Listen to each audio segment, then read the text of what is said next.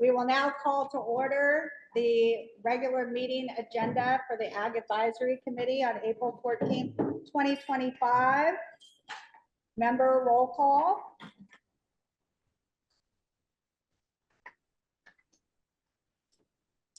James Oku. Here. Natalie Sayre here. John Bars. Here. Peter Markey. Here. Ryan Casey. Here. Cole Mazaragios Anastasio. Here. Crystal Shea. Here. Daniel Theobald. Here. Okay, Natural Resource Conservation Staff Jim Howard.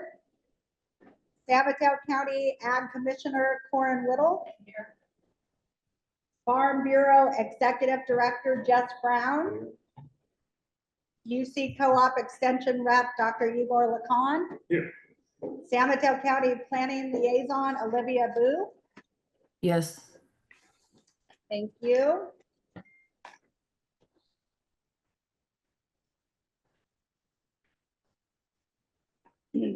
Oral communications to allow the public to address the committee on any matter not on the agenda. If your subject is not on the agenda, the chair will recognize you at this time. Crystal Shea. I just want to remind everybody that I think it's the 34th annual Bert Silva Golf Tournament is going to be on June 11th. And if anybody's interested in joining a team or signing up their team, they can see me for any information and we'll get them the information. Perfect, thank you. Anybody else? Mike, did you have May 5th? I think Corin is going to make that. Yeah. Okay. I put some flyers over there for fertile cake weed. It's a eradication program we have going on in Pescadero. And so just kind of as a reminder, I know we have a lot of Pescadero people here. If you see fertile cake weed, please call my office. If you want to find it and get rid of it. As fresh as it gets, Peninsula Fresh Showcase is going to be held on May 5th. There's flyers over there with the QR code, so you can just scan it to sign up for tickets. It's going to be from 10 to 1.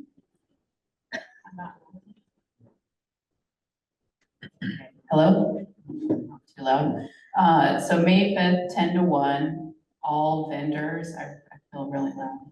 No, you're perfect, actually. All vendors can sign up for a table to further showcase that all producers, I should say, could sign up for a table.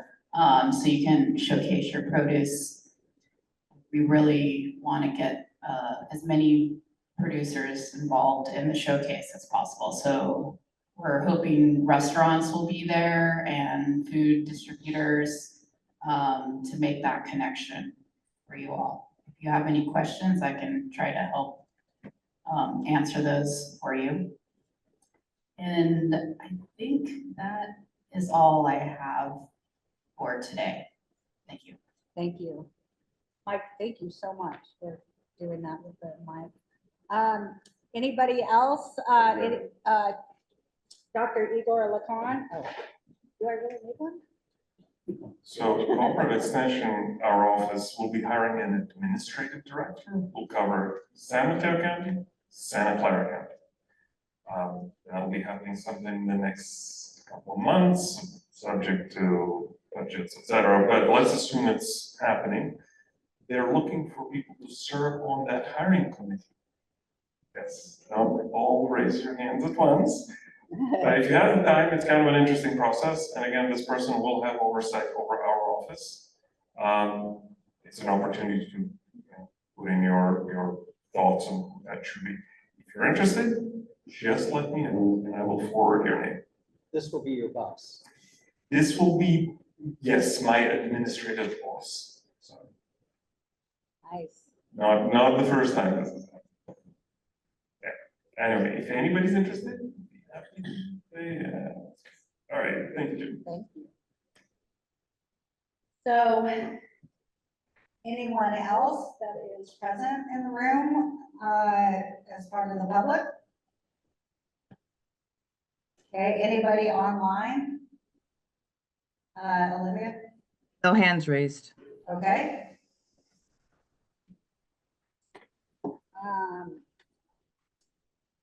Committee member updates and or questions. Do you want me to use the microphone or do I really need it?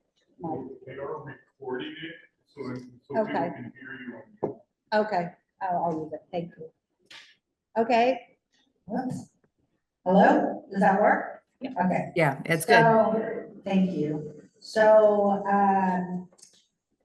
committee member updates and or questions to allow committee members to share news and or concerns for items not on the agenda. Committee member? Okay, Olivia, the two new members, should I introduce them at this time?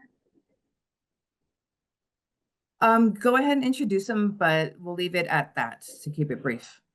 Okay, so, Eric, and your last name? Heimstrom, welcome. And Marilyn, Johnson, yes, sorry. I know that, I'm so sorry. Welcome back. All right, thank you very much. Number 5, Planning and Building Department Director's Report, Planning Liaison. Okay, so for the, can you hear me okay? Yes. Okay, so for the planned agricultural district permit outcomes, there was one project that was approved by the Planning Commission on March 26th. And that was for Seahawk Ranch Corporation. It was for on location on One Main Road in San Gregorio. It was for a coastal development permit and for drilling of an ag well. And then an upcoming permit we have is for, the owner is Joshua Skolnick. It's for a planned agricultural district permit. Location in Pescadero on Cabrillo Highway. The case number is PLN 2025-00081. And is for a planned agricultural district permit and a coastal development permit to allow for 4 domestic wells on a vacant parcel. And it is appealable to the Coastal Commission. The project planner is Kanoa Kelly. For coastal, there were no coastal development exemptions that were received. And then the next meeting is going to be May 12th, which is also going to be another workshop as is what's happening today. Thank you. Thank you very much. So, next, it says AAC vacancies, applications are under review by the Board of Supervisors. Is that still correct, or is that? That's correct. Okay. Next is a regular agenda item number 6. The owner is Halfman Bay Properties LLC, applicant is Jim Kwan. File number is PLN 2023-00334. The location is 12761 San Mateo Road, Halfman Bay. The parcel numbers are addressed.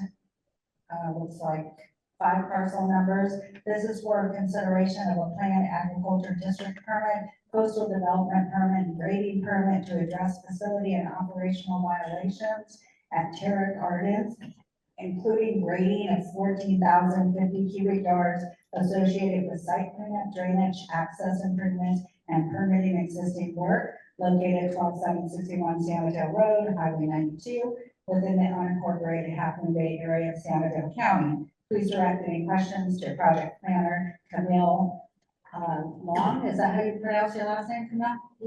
Leon, sorry about that. The action requested of the committee is that the AAC provide a recommendation to the planning commission on the subject application. Camille, are you presenting or is the applicant presenting anything? So staff does not do a presentation. If the applicant would like to speak on it, he may. Otherwise, the report was included in the packet that was mailed out. So if there are any questions, the committee, it's open to questions. If the committee Okay. has any questions.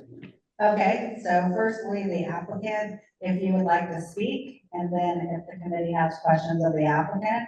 So applicant, if you would like to go to the podium, I believe there's one more microphone there.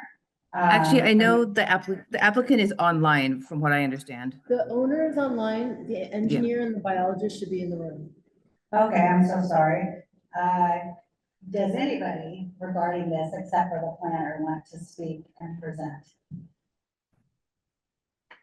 Or the planner, but I understand that they don't typically do presentations, is what he said, so. Okay, are there questions at the committee to the applicant? That maybe somebody, that's online, the owner or the people present or the, planner can answer?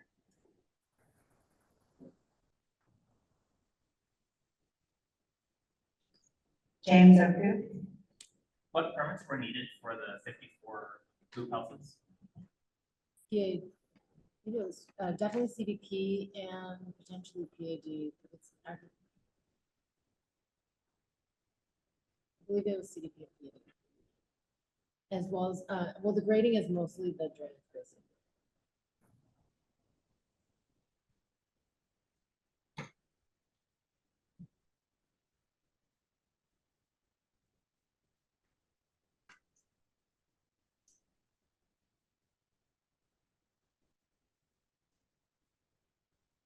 Do you have another question, James?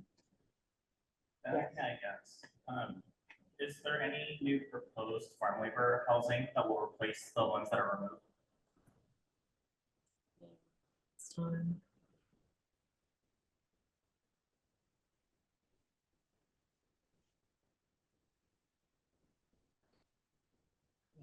You can Camille, ask the we'll owner, give you a microphone here. you can ask the owner if he has any future plans. Did, the owner who's online, did you want to answer the question in any way? And Camille, that's Jim, correct? Yes, it's Jim. Jim, if you, oh, sorry. Jim, if you would like to speak, you're welcome to. I'm sorry, could you repeat the question? Are there any future plans to replace the farm labor housing that is being removed? There is not.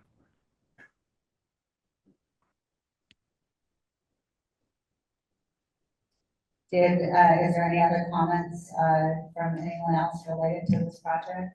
And or any questions? Marilyn, Johnson, have a question?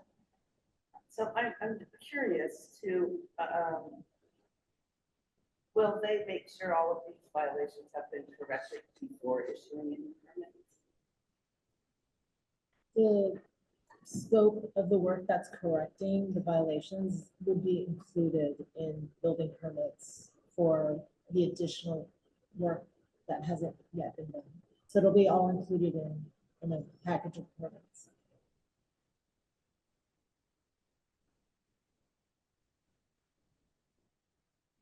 Some of the items have already been done, as you can see in the summary. I have a question. Is it required that, they be done before any of the permits are issued? And if so, how much in advance? Well, they're permitting the hoop houses, but there's also drainage related to those hoop houses, that new work. So I don't know that it would make sense to permit the hoop houses without any drainage systems and then look at the drainage systems separately, if that makes sense. So it's better to keep it all in the same permit scope. Thank you. Carrie Burke, you had your hand up. Oh, who has the other?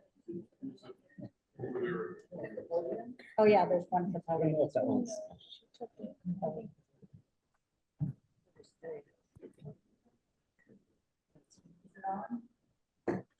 Yeah, just pick it up. Here we go. Good evening, everyone. Carrie Berg. I have some questions about this application. Camille, maybe you can answer. Why so much grading? Substantial amount of grading on the site. Is this an after the fact permit or is this going to be new grading? It's new grading for drainage systems with the bioretention basin and trenches, we call gutters, swales to convey the drainage from the hoop houses to the new bioretention basin. And there's some access roads. The civil engineer's here, so he can answer more specifically. And I'll go through my questions and then, because it would be interesting to know, I didn't read the grading plan carefully because I had other things to do today, but I'm also just would be curious on the cut and fill and whether it's a balance and if there's going to be any off-hauling, where that's going to go. Also on the site plan, it'd be good to know if all the structures, the existing and whatever's proposed are going to meet the 30-foot setback as agricultural buildings from the riparian corridor.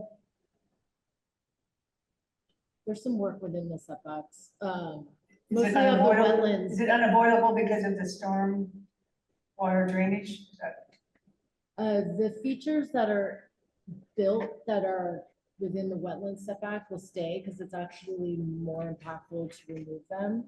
But most everything meets the riparian buffer, with some exceptions as stated in the staff report. Okay, and then also it's just that for many years, every time I drove into town on 92, I saw those industrial gigantic hoop houses going up.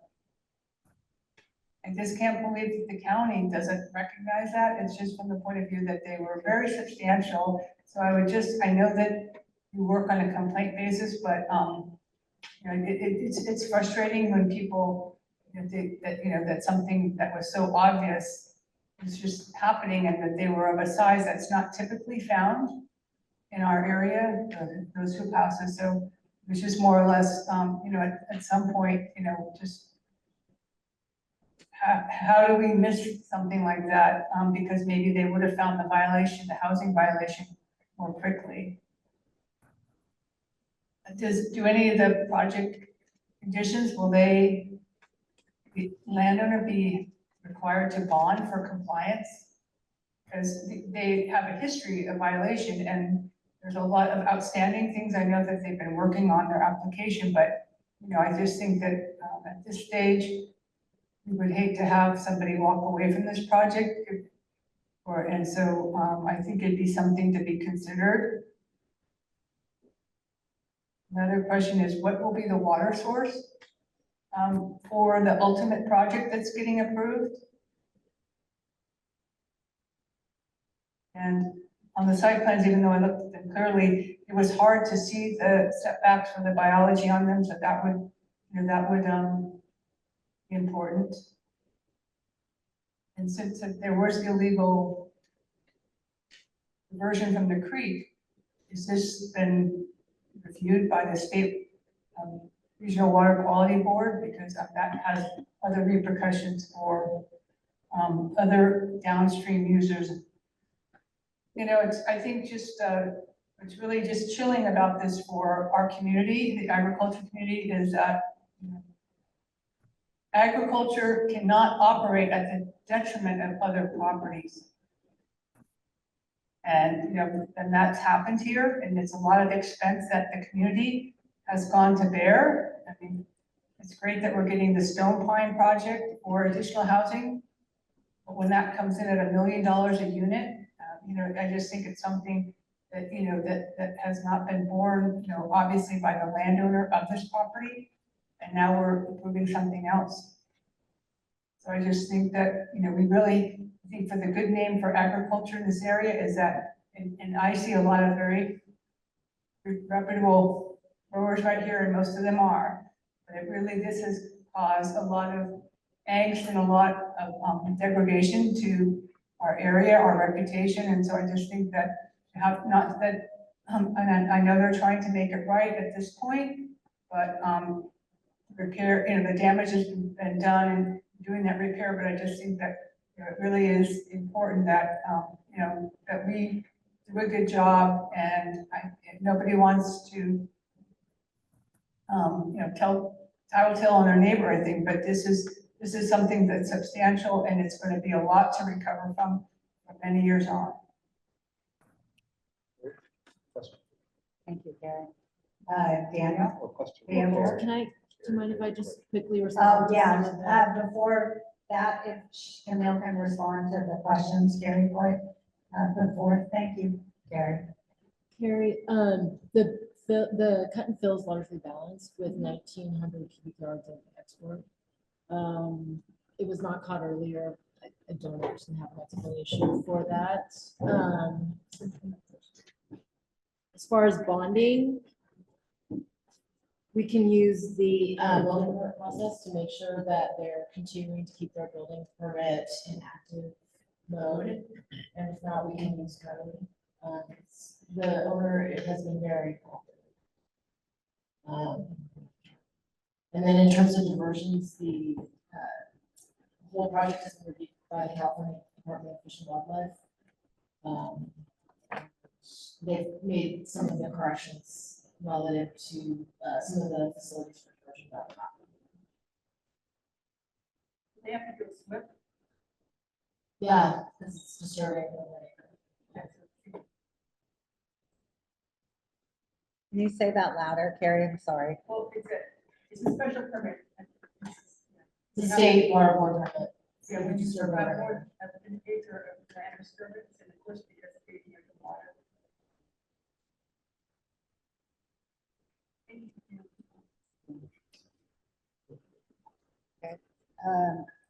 The chair recognizes Daniel Theobald. Yeah, Carrie, I just have a follow-up question. So you just obviously have a lot of history here, you know these things. But for those of us who have been around quite long, what are the negative impacts specifically that you observed in this particular case? There should be one more microphone at the podium. Daniel, I have not been on the property. I have obviously watched what's happened and heard it, and I've only had a little time to review the application materials. But, you know, it's going to have a thorough review by the county. This is just a preliminary. And my questions are more general, because you have a different duty in this committee to answer, you know, the agricultural, you know, viability and their potential to help or harm agriculture. But I'm asking more general questions as a planner, but just to also help to spur some of your thinking and, you know, of just kind of the broader things. But, you know, so but this was just in my quick review. These are just questions I have as a planner going, what, how is this accomplished to add some improvements to the site? But I just want to make sure that they actually happen. So that, you know, so that then this mitigation can occur. And, you know, it's still, I mean, I've seen other projects where landowners have walked away, and so that's a concern. But, you know, it's more or less that they have, you know, that their planning is still figuring out, doing their analysis and figuring out how they're going to approach that for their final report and conditions and all that. But, you know, before you was a very specific 2 questions that they always ask for this committee, but to me, it's still a good forum to have everyone thinking about, because this will still require a planning hearing about what these questions are, what the ultimate impacts are. Daniel, if I can answer that quickly. In the staff report, it states that the hoop houses, they're built on hard soil, but they do not have foundations. So they will, there's a condition that the owner agreed to remove them after they're not being used. So to return the land back to the hard soil condition. And then also another major concern with pollution was the storage of the used mushroom compost. They were dumping them in the field next to the creek. So all of those, and they are proposing a brand new composting operation where all those spent soil material will be contained in the building.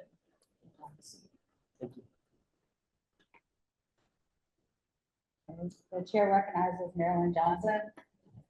Do I understand that this is a preliminary? This is a preliminary request? You're seeking a recommendation from the Ag Advisory Committee regarding the PAD plan. Okay, so is anything going to change in this? Just based on your feedback, if there's something we missed or something that you're looking for. Because I thought you mentioned that this was just a preliminary. It's not so much a preliminary, I think it would be, mention that this is going on to the planning commission, but we're seeking a recommendation of the Ag Advisory Committee. Okay. Thank you, Marilyn. Thank you, Camille. The chair recognizes Cole. I think the elephant in the room is kind of what happened a few years ago on the property. A number of which the violations contributed to seemingly in some way or another. With that, I think generally speaking, if there's a project that's going to be contributing to the growth of our culture and community, I'm typically very happy to vote yes for those types of things. I think my only hesitation with this one is just because there was a history of a number of violations. My first question is the ownership and management of the property the same as it was when the violations occurred? And the second question is, if so, what will be done to ensure that doesn't happen again? And the third question would just be from a county's perspective, is there going to be extra oversight from the county to ensure that some of those violations don't occur in the future? Yes, the owners online is the same owner as a couple years back. As far as what he will do to make sure, certain things that occurred, don't happen again. In terms of the housing, I'll let him answer. But in terms of the pollution, he's proposing, facility as well as the, fire retention basin to catch the pollution. And then also he's, oh,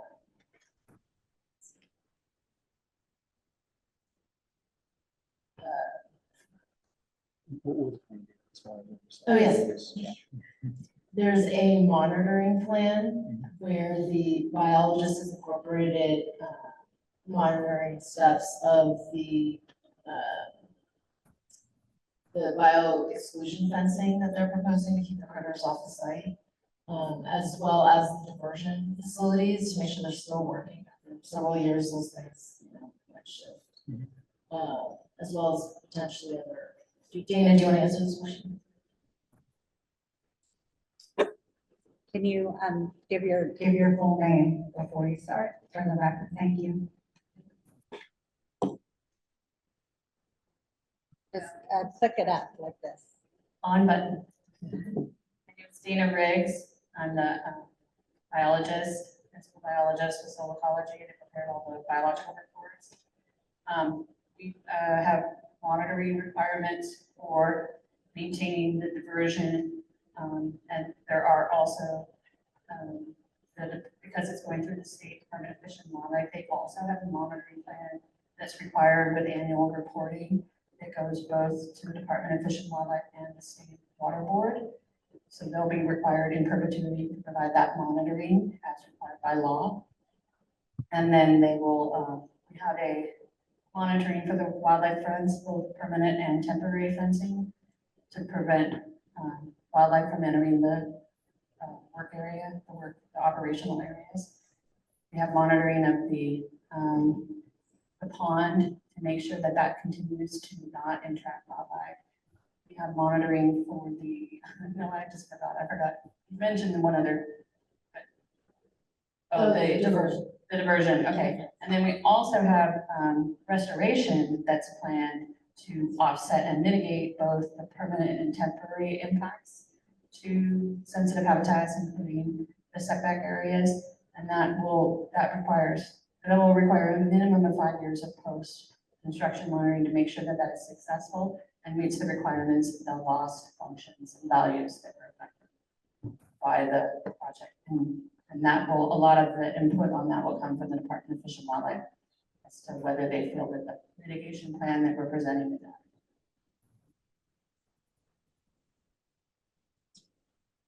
Thank you very much. Cole, did you have? I think that answers the questions. In addition to some of those, that oversight, which I appreciate you sharing, is there any additional oversight from the county's perspective as it pertains to housing? and other potential activities that maybe permeate kind of what happened previously? I don't have an answer for that. The director might have some initiatives around the farm and inspections. All right, thank you, Paul. Jess Brown has a question. Hi, I just had a question clarifying one that Cole asked. How long has the property been owned by the current owner? The planner's in a couple of years, maybe the owner could be more specific. Can the owner answer that question, please, online? Jim, are you there? Hi, Jim, go ahead and talk and speak. Yes, I'm here. Sorry, it was a little hard to hear. Could you repeat the question, please? Yes, just how long have you owned the property? We've owned the property since 2013. Thank you. Thank you very much. I have a question regarding the houses that were built or the buildings built on the prime ag land. Since prime ag land is best for agriculture and crops, when those are taken off, you said they'd be taken off, is there going to be any kind of assessment to damage of that ag land and its viability for crops in the future? No, but I can add that to the condition regarding the default, that there's an assessment of the soil and any remediation activities. Okay, and who pays for that? Is it the owner? Yeah. Yeah. At the time, I mean, I don't know when that will be, Thank you. So is there any other questions or input? The chair recognizes Vice Chair Peter Markey.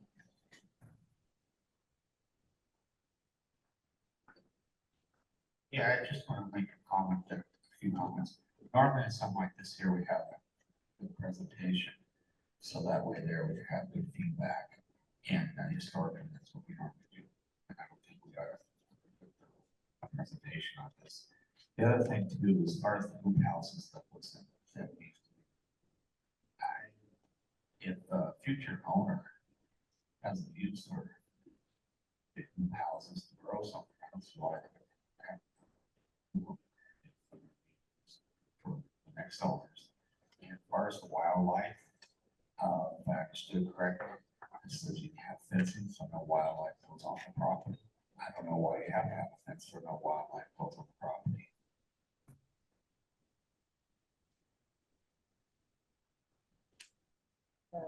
The biologist, if you want to state your name again, we will answer that question. Thank you. Thank you. This is Dana Riggs, the biologist, with the president reports. So the question was regarding why the fencing is necessary, right? Keep wildlife on. Yeah, it's only actually in one, there's one or two locations that we recommended fencing. And the reason was the bioretention pond that's being created is likely to attract some species of wildlife. And since that's right next to the processing areas, we wanted to create a separation so that we weren't drawing wildlife into the operational area. So there's a small section of fence that breaks that between the pond and it's the compost processing area. And I think that's also, there's I forget what else is over there. But there's roads and operational areas. And so we just wanted to deter wildlife from entering those areas. It's not fully precluding them, it's more a deterrent.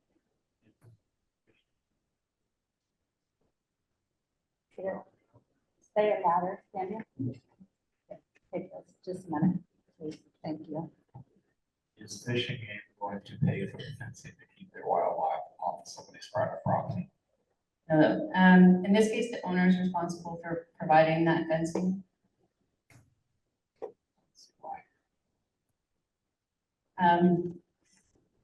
We did it in anticipation of the state requiring it. There is a possibility that if they feel that it's not necessary, then it wouldn't be done, we can take it off, but unfortunately, I mean, it was a decision just in terms of the detention basin being there, where it's been placed very close to the riparian corridor.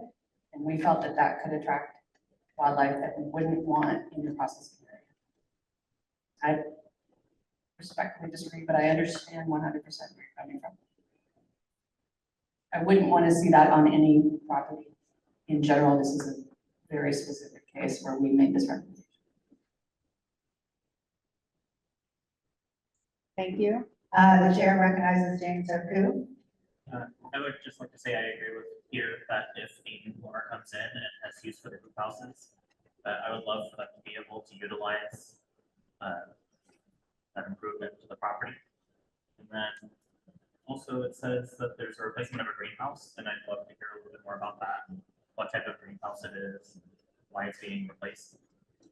Can somebody answer that, replacement to a greenhouse, why and what kind? I'll let the engineer answer that question. And then Jim could describe what the greenhouse is used for. Perhaps we should start with that.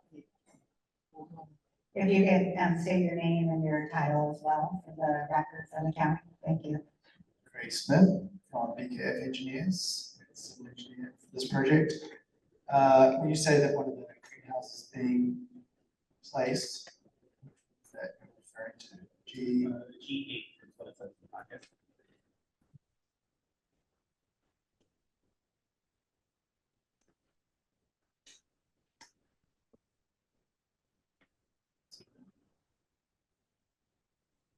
Jim? Are you able to respond to that one?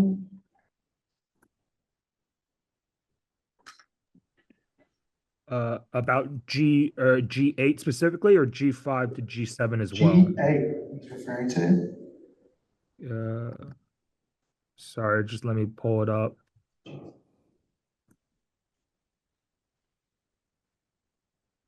In the meantime, while he's looking for that, just to get some clarity regarding removal of the greenhouses if they're no longer in use. We were thinking about a year where the operation may lapse for a year and then maybe perhaps in between owners. But maybe you're thinking longer than that in case there's a future use for the greenhouses. I'm thinking for the next owner, if a new owner comes in purchasing the property. No, I understand, but if like say the next owner also wants to grow mushrooms, and the use will probably continue, hopefully, until they can pick that up, but should there be a lapse, say they decide not to grow mushrooms, they decide to use the land instead. We're thinking about a year, or just nothing. At that point, you determine that the hoop houses are no longer. Are you thinking like a longer window of time to allow me the owner to figure out? I mean, my understanding was that is if the property changed hands, that the hoops are having removed. No, it's about They have a hoop one. house is no longer being used, it's not other. It may or may not change.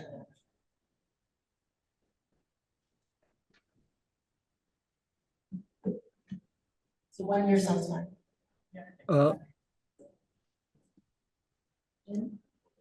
Hey, the owner, Jim.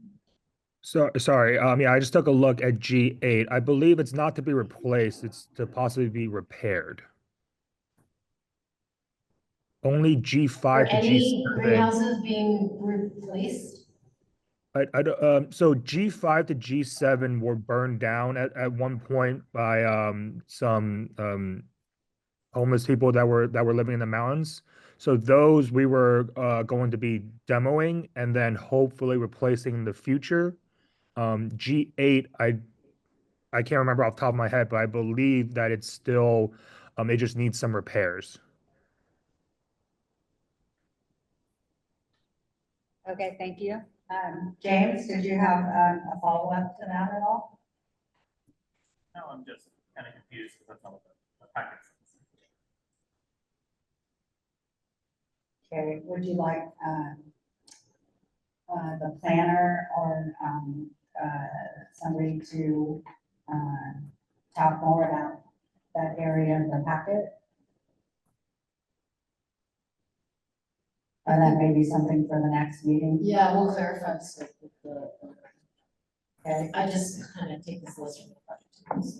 Is there any other questions or comments, so before we take it to a vote, the chair recognizes Peter Markey. Peter needs the microphone most, so. You know, it's just me, but if a person, a property owner pays for a permit to put up hoop houses, and then at some time in the future, chooses not to use them, and they did pay for the permit, I don't see why they have to take them down at all. State your name, please. Thank you. Hi, everybody. My name is Eric Hackstrom. I have a question regarding the compost waste management facility. Is that going to be taking in waste from the facility itself, or is that going to be taking in any waste from other farms nearby? And are there any special permitting requirements for that compost waste management facility because it's only serving on-site uses? My county, I work for Solomon County, North Bay. Lots of heavy permitting for on-site compost uses to ensure it doesn't background. I'll let Jim answer. Jim, will compost process on the on-site facility only be from the facility or off-site as well? From the facility itself only. And due to the nature of the material itself, because there's no manure or anything involved in the material, pretty much once we get rid of the plastic bags, it's pretty much good to go. We've had it tested for heavy metals, E. coli, Listeria, everything, and it passes just as is.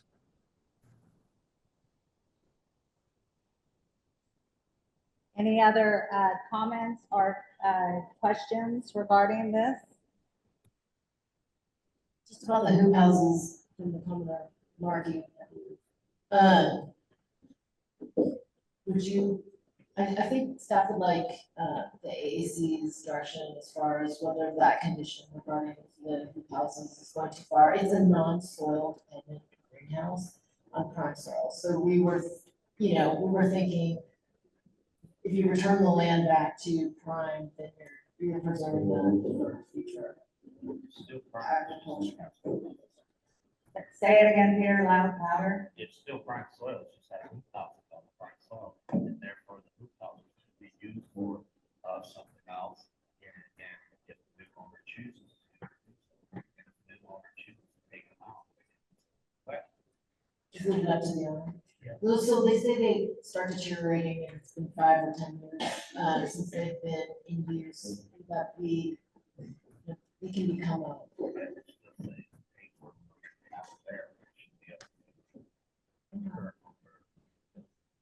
Well, we would love, the AAC to talk, see what decision you guys come to as far as how to recommend. James, the chair recognizes James O'Ku. my thought process behind that is that just because they're non-soil dependent now, doesn't mean they can't be soil dependent in the future. If a new owner comes in, they can use the soil that's there and plant it. And use the hoop houses just for control of climate. So I personally don't see a need to remove the hoop houses. Thank you, James. My personal concern is I'd like to see more information on the assessment of damage to prime soil and the restoration before making a decision, and more information on the bonding process of the two mentioned. Is there more comments on this? Would you like to take it to a vote? I think it might be prudent to get that information and table it to the next meeting. And Camille, I appreciate you working with the thoughts on the hoop houses. I think that's wonderful, working with the committee. So does anybody have a motion on that?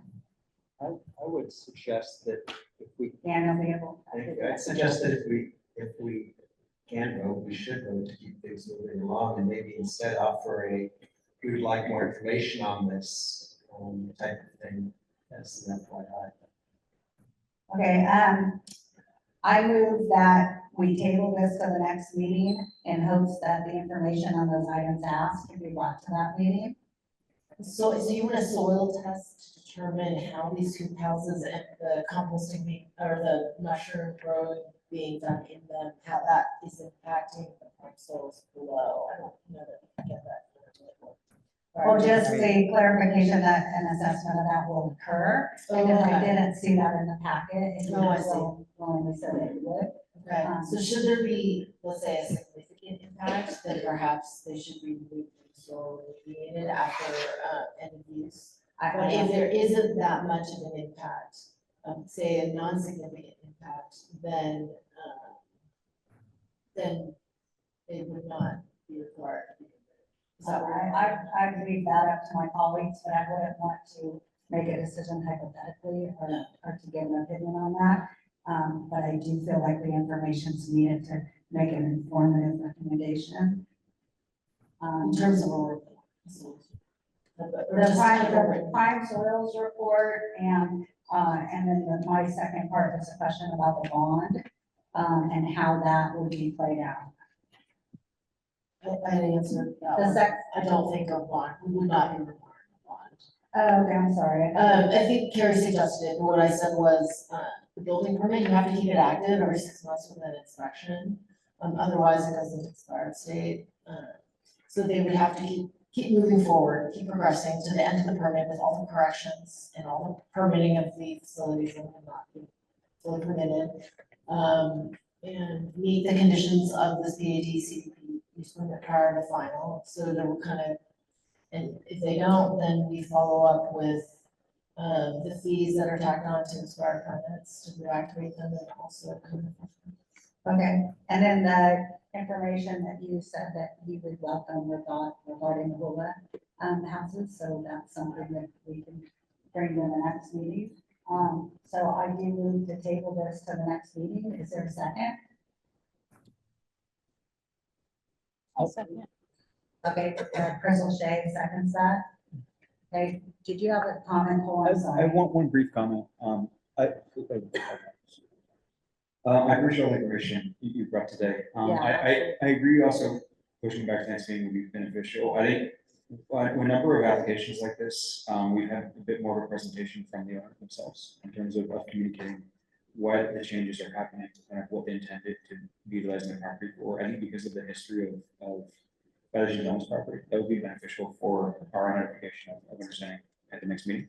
So I probably recommend that. I think, with the explanation of all these things, for the reasoning behind it, I'd be happy to vote yes. But I think we probably need a bit more information. Thank you, Cole.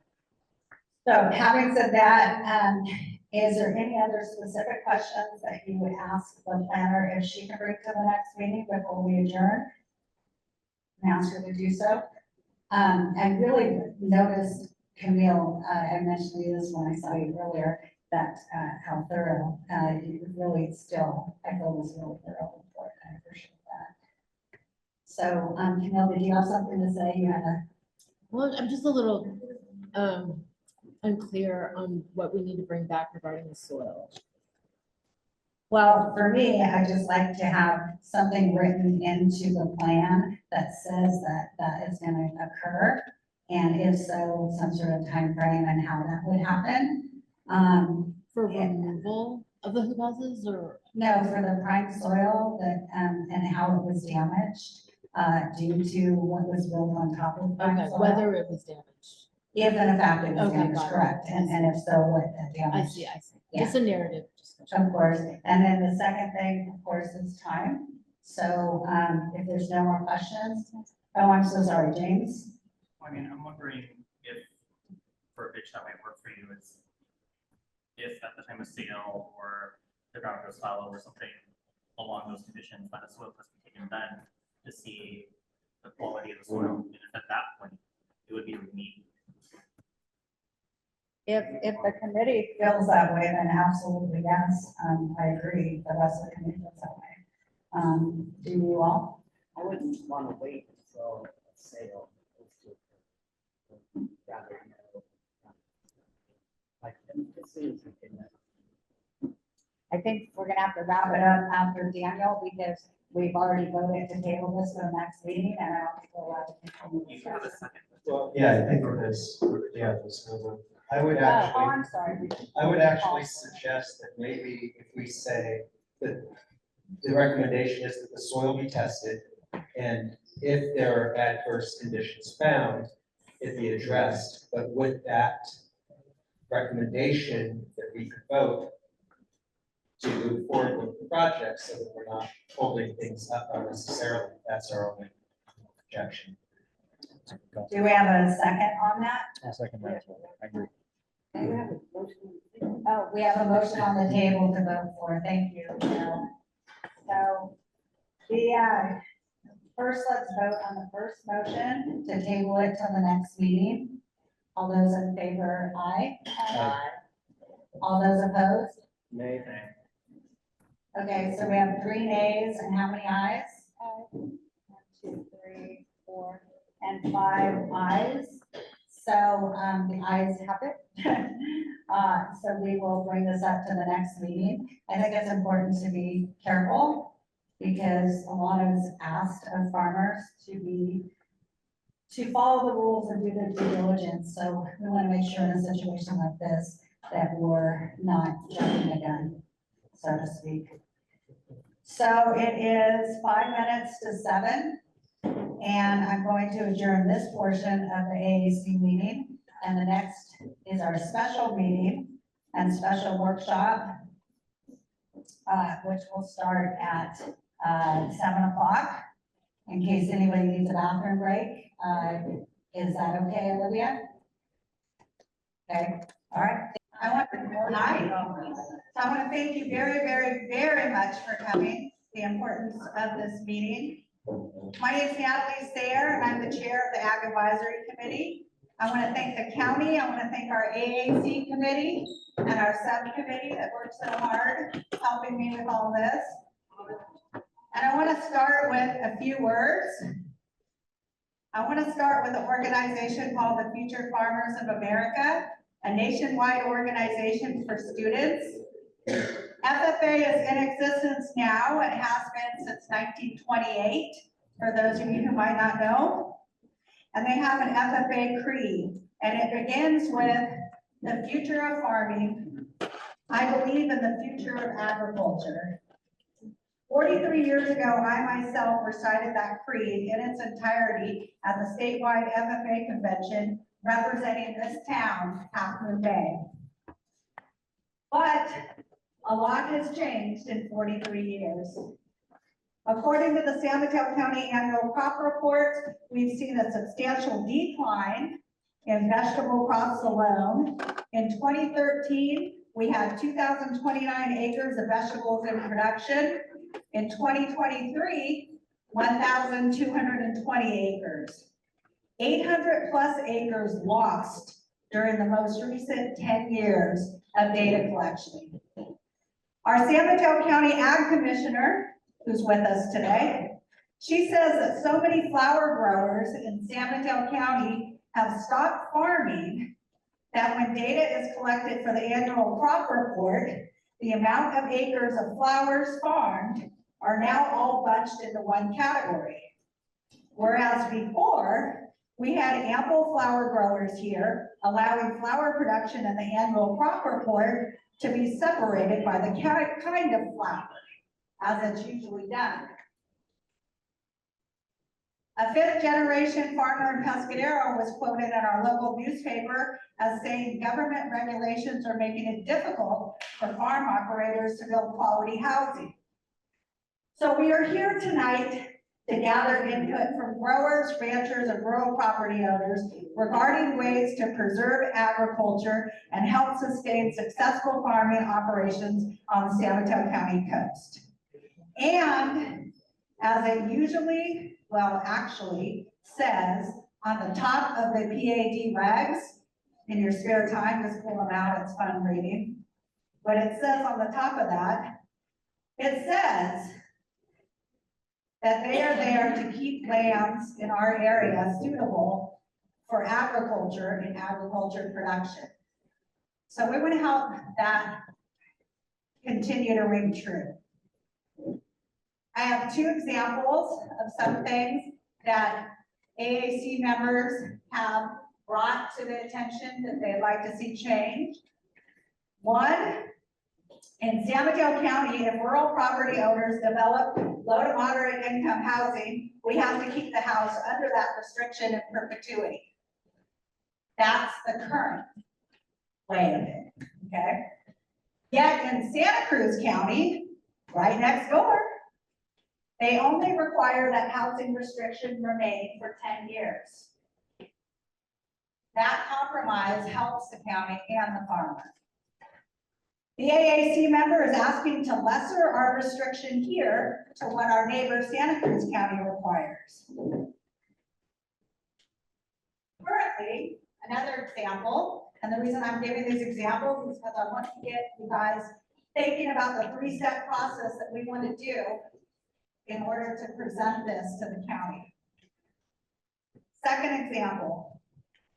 Currently, to qualify to live in farm labor housing, you must work at least 20 hours a week in farming, and half of your annual income must come from farming.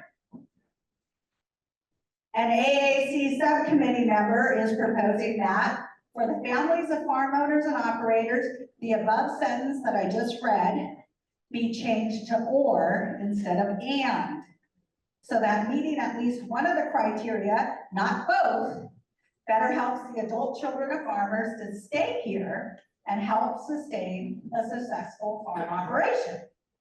Seen a lot of farmers leave. So examples like these two are available at the tables in the three-step formats. So over there are the tables.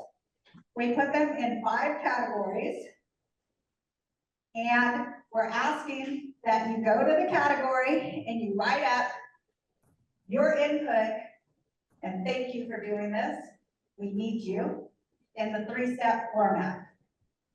The three-step format is what we have here. One, your understanding of the current regulation. It doesn't have to be a regulation, it can be rules. The way things you believe are now happening, and don't worry about it if you're incorrect. We're just trying to get an idea. Second, you're going to write the input regarding what you would like to see changed regarding that. And then the third is to please clarify how and why that would help farming in San Mateo County, or that would help us to preserve farming here, like the 2 examples that I just read. For guidelines, we're asking the following. We're asking that each idea is presented orally, is to be 3 minutes or less, in hopes to get everyone's input in tonight. If you have more than one idea, you may present them in separate 3-minute increments, because if you have multiple ideas, we want to hear them. If you were asking for only realistic ideas, please. Input that does not further restrict farming or property use will be considered. This is to be a positive meeting, gathering input specifically in the 5 categories posted at the tables. Debating the validity of the ideas will not be discussed tonight. That is for a subsequent meeting. I will call on you after your write-up, so please put your name next to it. If you prefer to just orally state your input instead of writing, you may certainly do so, just raise your hand. But please follow this 3-step format, and the examples are on every paper on the table. The 5 categories of these tables are multi-generational housing and farm labor housing, zoning regulations, land use, water, and miscellaneous. So now I ask you, when the next 14-year-old at our Half Moon Bay Future Farmers of America chapter recites, "I believe in the future of farming," let's help them feel good about knowing that they can really believe in the future of farming here. It's 7 minutes after, so if you guys want to get started and write down your ideas. And again, if you choose not to write down, we could also do them just orally. And then we're gonna reconvene in 15 minutes. So probably, oh my gosh, 7:24, And Natalie, 7:25.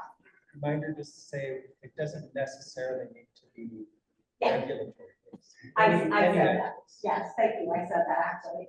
Thank you, Daniel. To repeat, it does not need to be regulatory based.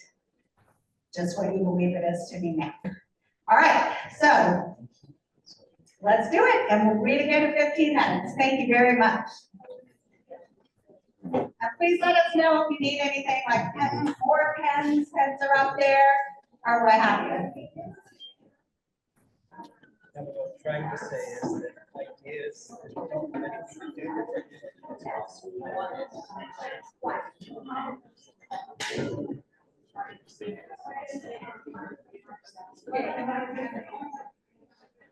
Like if somebody said, hey, we could have a. That's like. Nothing to do with regulations. While everyone was writing, somebody from the press came up to me and said, well, I got it figured out about the farm labor housing. All you gotta do is put ADUs. Okay, here's the deal. I love that idea, but that's actually one of the things we'd like to be able to do. Currently, and let's use that three-step process, currently, and ADUs are only allowed in R1, 2, and 3 zoning in our county. Most ag properties are zoned PAD. You can't put an ADU on PAD. So that actually is an idea that did come to fruition in terms of our discussions, that an ADU would help to preserve farming and its longevity here in San Mateo County. And think about it, last time I checked, PAD land is like, they have like 40 acres, maybe there's 160 acres, you know. Residential zones are 1, 2, and 3, aren't they like 2 or 3? So, yeah, that's my thought process. But those are the kinds of things. It doesn't mean everyone's gonna agree with every idea, but today is about ideas, and then the committee will get to go through them and see the viability of those and discuss with you guys at a subsequent meeting how we would like to take this to the county and work together and hopefully make some change to help preserve ag here in San Mateo Coast. So having said that, Crystal is gonna take notes. I'm gonna write up here, but it's gonna be very scribbly and short because she's gonna do the notes as well as, you know, very well, because that's what she does. And I'm gonna take these papers. Jonathan, are you here? Can you help me run the papers up and we'll do it together? Okay, so Jonathan's gonna run the papers up. And then there's a microphone on the podium. And again, I can't thank you enough for being here. It means a lot. It does. Well, here I'm gonna write, so probably, do you wanna hold it up? Sorry. Okay, so. Yeah. You're right. Yeah. So the first person wrote the definition of San Mateo County. Okay, this is one example. We actually use an example. Somebody wrote something of a debate. We're not debating things tonight, so I'm not going to reference that. This is about ideas from farmers, growers, and rural property owners. Okay, second idea. It's currently very difficult to build farm labor housing in the South Coast, Pescadero. Many regulations, permits, and studies, etc. Who wrote this? Would you like to come up and read it? Now, I can read it for you if you prefer. Okay? Yeah, go ahead. Just I don't think I'm going to go right at the same time. Okay, so the input on what they'd like to have changed in a specific sentence, easier to build farm labor housing. Okay, so farm labor housing, we know there's a lot of restrictions around that. Some we have to have, and there's some that we can perhaps do differently. And that's something we'll discuss at the AC meeting. Your clarification regarding why that would help farming on the San Mateo County coast. More housing means more people to work the land. If there's no housing, people will be forced to leave and find housing elsewhere. Farms don't have enough housing for farm workers. Excellent. So one of the things that an AAC member proposed that is also on our list is, thank you, Jonathan, is that farm labor housing should be done or built primarily on the farms. And that helps for the longevity of the farmers to be able to continue farming there, because in the rural area, they live too far away from these big city places that are building farm labor housing. Just to say that one. Okay, multi-generational and farm labor housing again, category. Person wrote, began with, it is very hard to develop housing on the coast. It'll be great to work together to present a plan of how to do it better for farmers and farm workers. This will help ag to last in our region. Okay, the person who wrote this, did you have an input on how you'd like to change that? Okay, looks like different writing. Allow tiny homes, ADUs to qualify for farm workers housing if there's proper setup of water, electricity, and septic. Okay, the person that wrote that, would you like to kind of? Okay, how about, we'll move on to the next one, but we'll get some oral input in the meantime. Did anyone want to come up and give their input at the podium? Okay, Steve Oku. And Crystal, you're ready?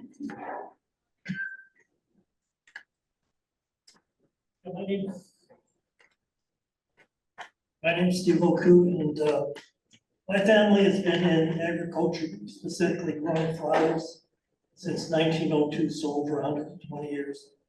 Originally in Mountain View, and in the 60s we came to Pescadero to grow mostly carnations and then mostly roses. But with NAFTA and the Andean Trade Preference Agreement, it just brought in foreign flowers that were grown with very cheap labor, very low transportation costs, and it just killed the domestic flower business. San Mateo County used to be one of the highest flower producing counties in the country. We shipped our flowers all over the United States. But with NAFTA, just slowly killed our business. We switched to Canada about 5 years ago, thinking that was going to be a great thing, but that turned out to be a disaster for us. So now the whole nursery is just shut down. We've got probably 10 to 12 acres of greenhouses lying idle. But specifically, I'd like to give you a talk about our successful years. When the flower business was vibrant, we had to build housing. In Mountain View, we had plenty of labor, so we didn't have to have housing for employees. When we came here with the passage of the coastal act, anybody who wanted to live in their dream in this beautiful coastside, you know, they couldn't get permits to build a house, but they could find an older house that was previously being used for farm labor. They bought that, renovated it, and made their dream house. And slowly the housing stopped right away. So people who need farm labor housing or needed labor, they had to build housing anyway, we did. So we ended up building 9 houses on our property. And really it served us well. 1 minute. Okay. Anyway, housing should be done on the farm. It really did. If you looked at what happened to us with our people, in 1 year, I asked how many people were going to college, and of our employees in 7 of the homes, because they were just, 2 of the homes were just men. The little families, we had 9 college graduates. We're talking NYU, UC Berkeley. And, you know, it was amazing, but we provided a good environment as opposed to what I think what people are proposing is housing to be built in Half Moon Bay in very dense developments. And if you build housing on the farm, you know, there's no commute costs, the people can stay there for a long time, the kids are stable, and it's really a good environment to better the children's lives. And so I want to push that.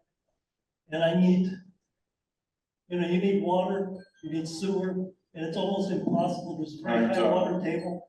We need other septic type systems. We need dry toilets. We need the county to allow those kinds of things, so housing can be built. Thank you. Thank you very much.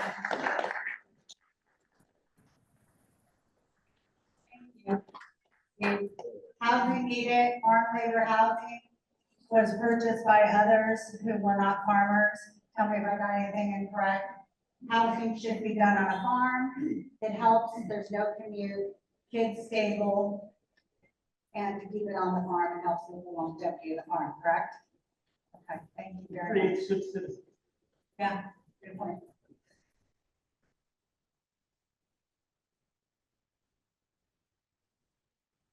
Okay, Jonathan, should we take one off the list?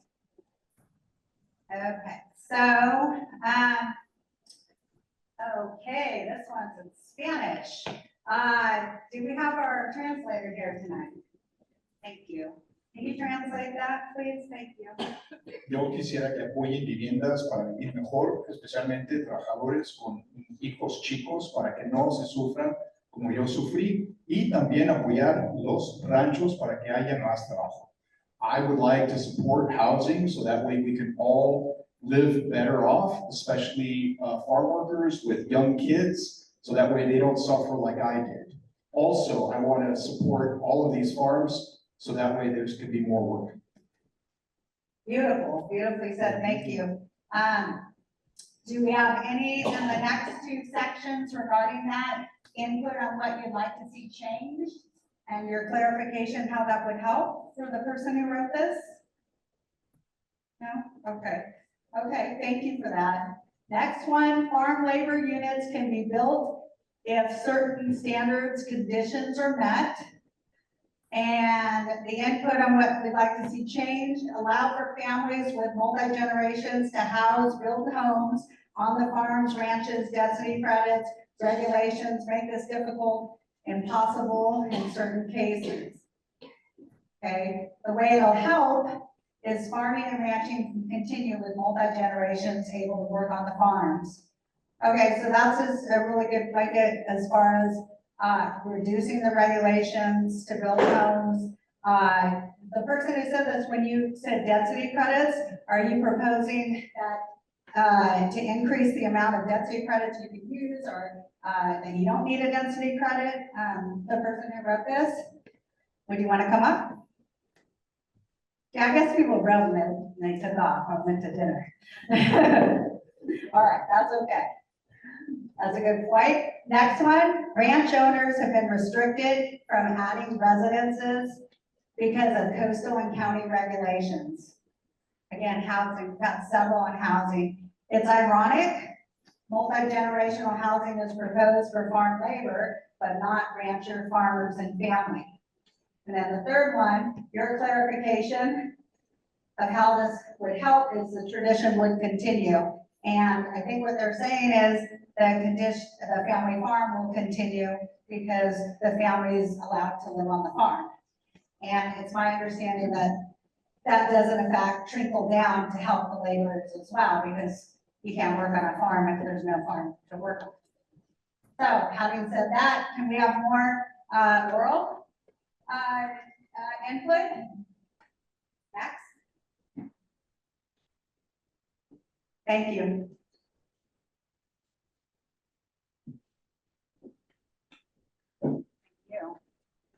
Thank you for organizing this meeting. I want to echo what Steve said. When we invest in housing, families are healthier, kids are happier, mental health is better, they engage in school. It really is an investment that pays off for the entire, not just the family, but also the community.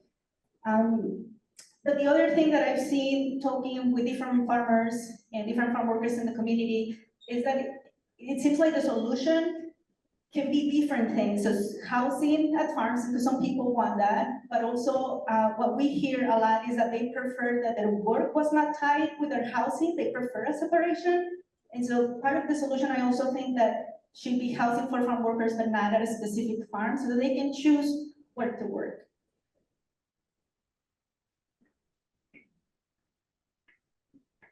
Thank you. Okay, so you're saying that the work shouldn't be tied, from what you've heard, that it shouldn't be tied, people are telling you it shouldn't be tied with their housing.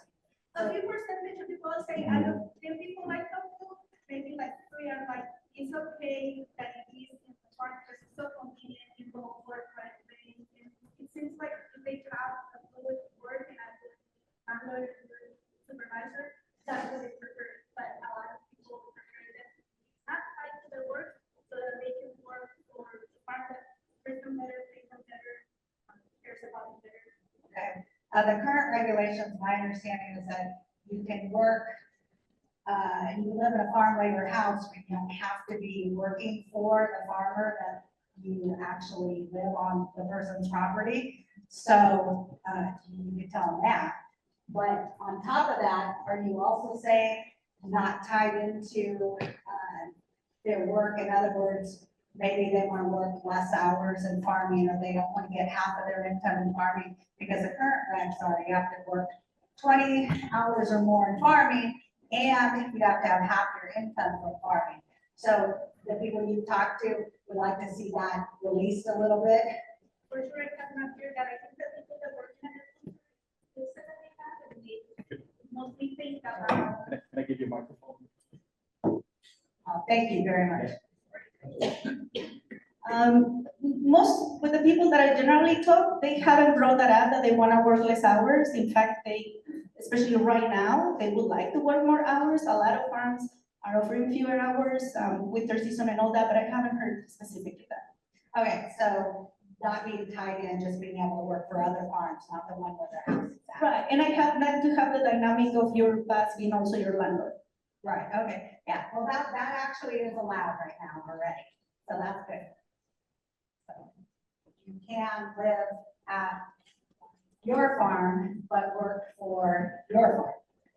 It's allowed. But if the farmer is paying for the housing, I don't want to build housing for somebody else. If there's public money involved, maybe some of the housing could go that route, but it's farmers. There's a lot of issues around that, including when they did the farm labor housing, loans, the forgivable loans, and we were only allowed to ask for rent for an entire family for only a small amount for the farmer per day, and that would have been very difficult to write for somebody working somewhere else, but yet the farmer is providing home. Absolutely. But tonight is just about ideas, and maybe that idea, taking it as something that works for the owner and works for the farmer, and works for the county. That's kind of our goal. And don't get me wrong, after ideas, we will have a subsequent meeting to discuss the viability of each idea. And I'm hoping that you'll come to that. So next, anyone with an oral input? Don't worry, Mike's not gonna, Mike will let you go a little more than 3 minutes, right, Mike? Mike's a good guy, I swear. All right, Billy, so, all right, Jonathan, I'm so sorry, thank you, just yell at me, I didn't see behind me. Okay, Daniel Theobald? Yes, this isn't necessarily regulatory, but I think I'm fairly new to the county. I've been farming here since 2016, so I don't have the experience as a lot of people, but that also has given me the opportunity to have fresh eyes. And one of the things that I've seen or experienced is that we seem to spend, and by we, I mean the collective groups and organizations involved with this, we seem to spend a lot of time trying to prevent abuse, whatever that means, and we don't spend as much time supporting each other and figuring out how to move things forward.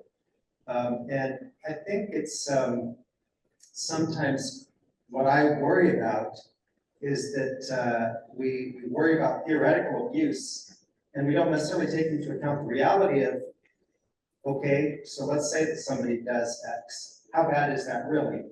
Versus us actually encouraging and supporting farmers to be here. None of these farmers are getting rich, right? Yet in other industries, yes, there's all kinds of abuse that happens, right? There's some trading, insider trading, mechanics who tell you there's something wrong with the car and this, I mean, right, happens everywhere.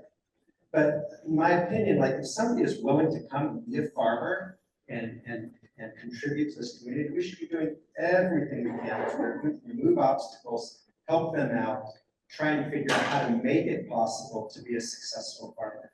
And so maybe it's almost just more of an attitude that I'm hoping for, that we can all work together to say, let's not get in each other's way. Let's figure out how we can help each other. And if there is a problem, if there is some kind of real abuse occurring, then obviously we need to address that. But I think we maybe spend a little bit too much time worrying about the possibility of abuse. And instead, if we put that energy into promoting farming, helping farming, I think that would go a long, long way. Thank you very, very much. Well said. Tell me if I got this correctly. So currently, we spend a lot of time preventing abuse, not enough time supporting each other. So you say we should encourage and support farmers more and do everything we can to remove obstacles and have an attitude where we're working together. Nice. Okay. Anybody comments on that? BJ? There's a microphone up there.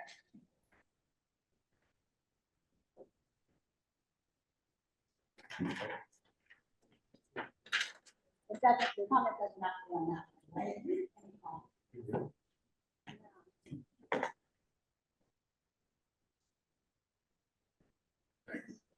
My name is BJ Burns, and I'm on the Farm Bureau board and the president of the Farm Bureau. And I have to disagree with you what you're saying here tonight. I'm sorry, but I don't believe we have a shortage of farm worker housing. I think we got a shortage of agriculture in this county, and it's getting worse every year. I think if you look at the crop reports in the last 40 years, it's been going down, every single year.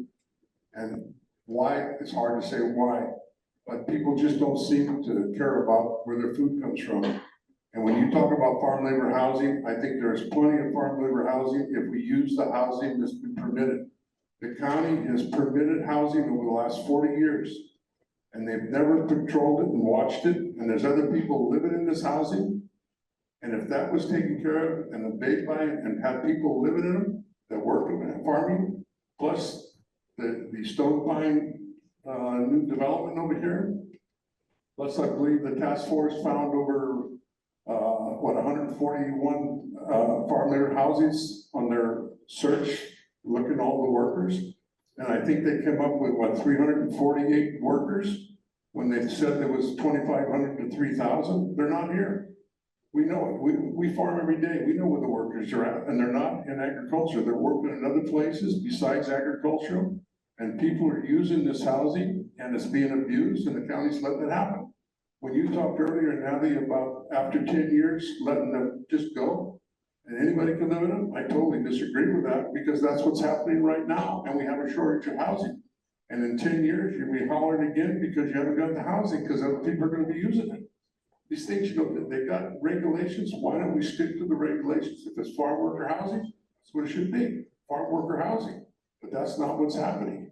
And I can't blame a lot of the farm workers for going working other places besides agriculture, because they can make a better living. Is there anything that, from a solution-oriented standpoint, just because we're all familiar with Moose Ridge and what happened there and all the difficulties, which I wrote down what you said, and I appreciate that. So is there anything as far as the solution to that? Like, One minute. You've got to promote agriculture to get that back, to get it going, because otherwise we don't need workers. They're gonna leave because there's no work. So promote And that. I strongly feel that people are using farm workers to get housing. They want housing, and it's not really agriculture, farm worker housing. They want housing. Be truthful about it. Would you say better enforcement? What's that? Would you say better enforcement? Yeah, better enforcement, yeah. The permits are out there, make sure there's farm workers in them, and you will not have the shortage. There's no shortage. Again, there's shortage of agriculture. Thank you. Thank you very, very much.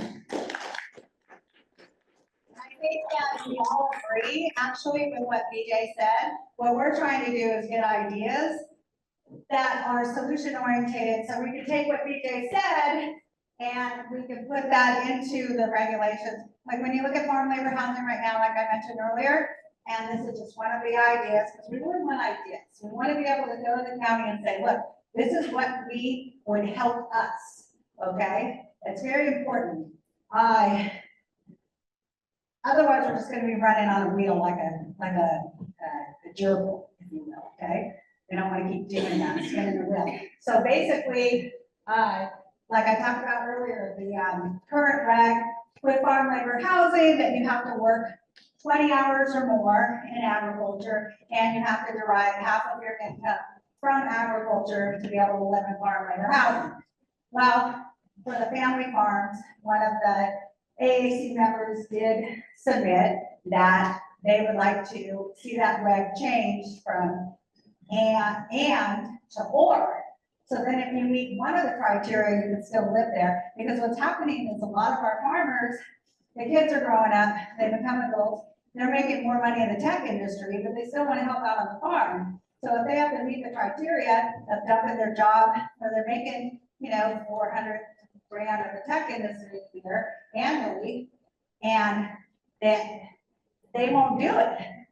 Whereas if they can just still do that and still at least meet part of the criteria, which is the 20 hours a week, then that's gonna help that farm stay here. So those are the kind of solutions, and I totally understand what you're saying and agree with you. But we want to try to be solution oriented. Kind of like when you were a little kid and you screamed and you cried and said, I don't like this, I don't like that. And your mom said, okay, well, how do you fix that? And that's what we're trying to do. Yes. Yes, Peter.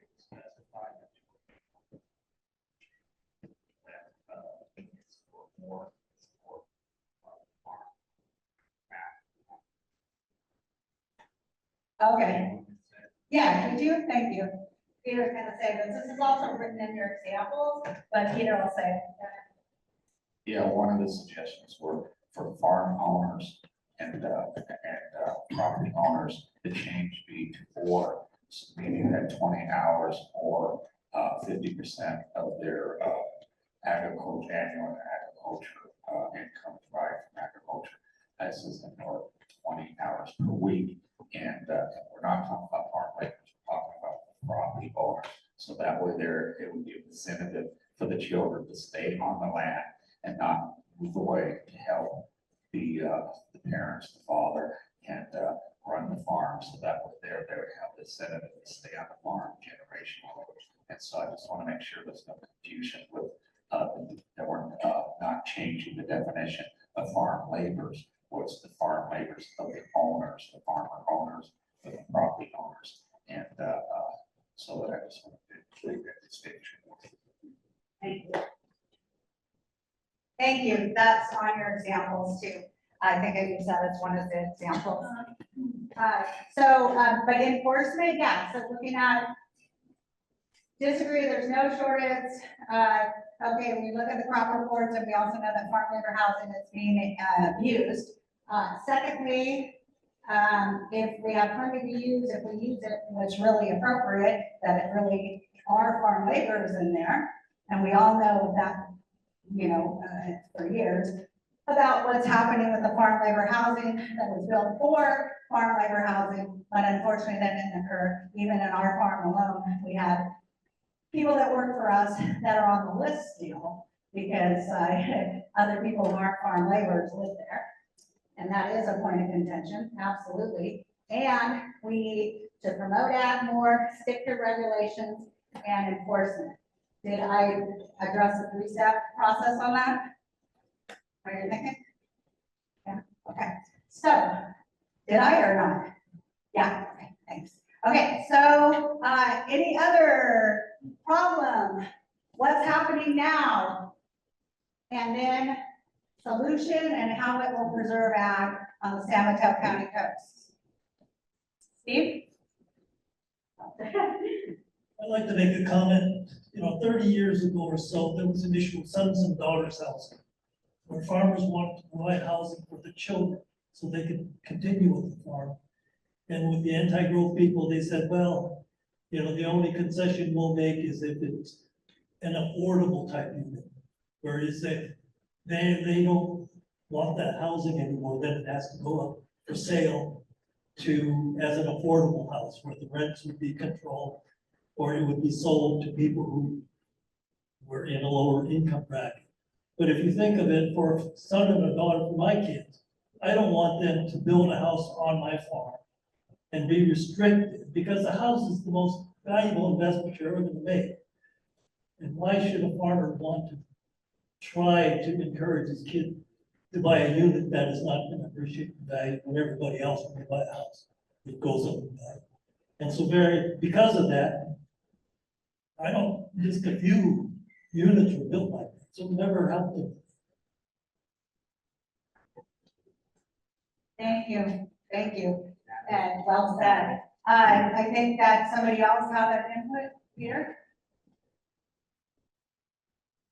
Yeah, I just want to echo what Steve said, and, one of the things that we came up with is, first of all, what Steve said exactly my point. I agree with you and all this here, and when we were in our subcommittee going through all these things here, that's one of the things that came up is for the owners, or so that way they're for it, they wanted to go get a good job and make good money, but still stay on the farm. They wouldn't be as a farm labor restricted to the current restrictions that it's now. And the other thing too is one AAC committee member suggested for family owners and their family to help on the farm should be no restriction at all. And I'm still specifically talking about farm owners. And so I just want to share that as well. So that way they can stay on the farm, and if they choose to go out and get a job elsewhere, they don't have that restriction, so they can still contribute to the family farm. Thank you. Thank you. So, okay, so, yeah, that's, it's interesting with the PAB guidelines, it says that the reason they're put in place is to preserve that. So, I think it's time to relook at those guidelines. Probably if they want to preserve it with how long. That's actually a really good way to say it. I have so much respect for these. Yes. What about the other areas? Yes, okay, let's go through the other areas, thank you. I'm sorry, I worked on this stuff last night till 4 in the morning, so I'm a little bit quirky right now. Thank you for your help. Thank you. Okay, so next, the understanding of current regulations. This is for zoning regulations. That category, somebody wrote some confusion around density credits. And then the second part is input on what you would like changed, specific sentences. Would like to review plus one density credit owners and compare density credits between private property owners, nonprofit, and open space properties. And there's nothing written under clarification as to why that would help farming on the San Mateo County coast. Obviously, it seems obvious, but I want to be clear. These aren't coming from me. I'm just facilitating this meeting. So you needn't agree nor disagree because I haven't said any of my ideas. I like this very much. The person who wrote this, oh, now I said one line. Can you let me know about the density credits and that how that would help, or I can interpret what I believe you meant to say? Yes. Okay, he's not sure, but it might be his. I just want to for you be able for committee to review the current codes of density credits, what requires a density credit and what does not, compare it to nonprofit and open space, because I feel there's not level playing field here, and that's going against property owners. And I would just like to review that. And the same with property tax. I like to review the comparable private property tax compared to nonprofit tax and open space tax. And see if there's not playing field, level playing field as well. Okay. So basically, evening the playing field, so it's the same. I think Carrie, I spoke to you recently about the trails for Mid-Penn, and there was one part that they had to do something that was similar to the property owners, but there was another part that was different than the property owners. If my memory serves me correctly, I have to pull up my notes, but, having said that, do you remember that? On the top of your head, I'm so sorry. We always use your expertise. Density credits and subdivision regulations, those are two different. Oh, no, this is not the subdivision, it's for the, just the trails, I think. Trails are exempt. Okay. If, for everything. No, the public trails are exempt. Okay, for public trails, that's right, that's what you said, thank you. Okay, so yeah, so she said public trails are exempt from density credits and private trails are not. So like if somebody wanted to build a, is that what you're saying, Peter? If like somebody would build a trail, and that's the difference? Okay, so we're gonna clarify this. Everybody else has a, can help clarify, that'd be great. It seems to me that, public trails that do not require a density credit or private property owners, when they want to do something, to supplement their income on the property requires a density credit. And I like to review, this is the comparable to see, and see if we can get to a level playing field to help us review our restrictions that like open space has. Okay, so I'll just put to review that then, to make it on the same way. Go, thank you.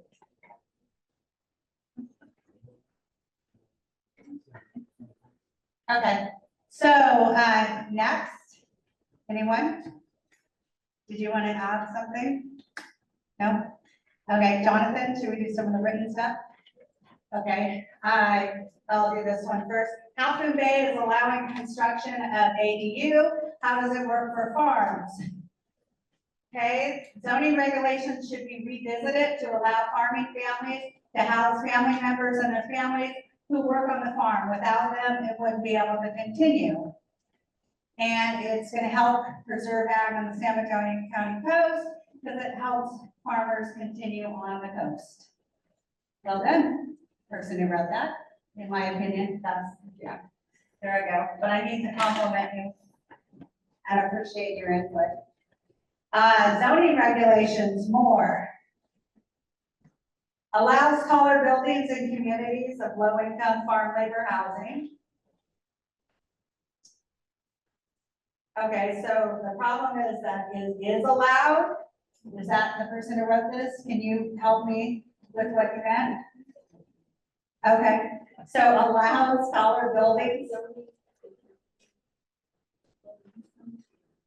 Thank you for not being shy.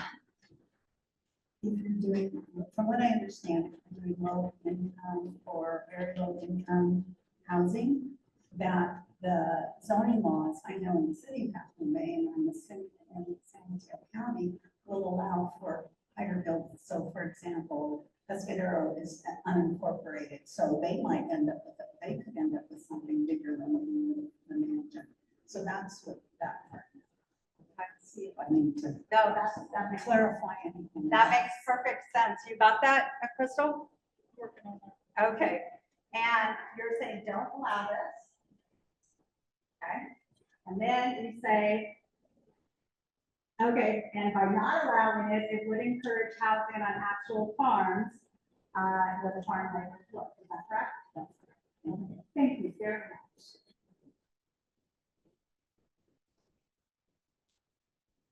Okay, and then next, it's important to have safe, affordable farm worker housing, farms only housing, more for the coast, not wealthy estates. Okay, the person who wrote that, did you want to add how that can perhaps be accomplished on the next two steps of the three-step process? No? Okay. Next, after zoning, Jonathan?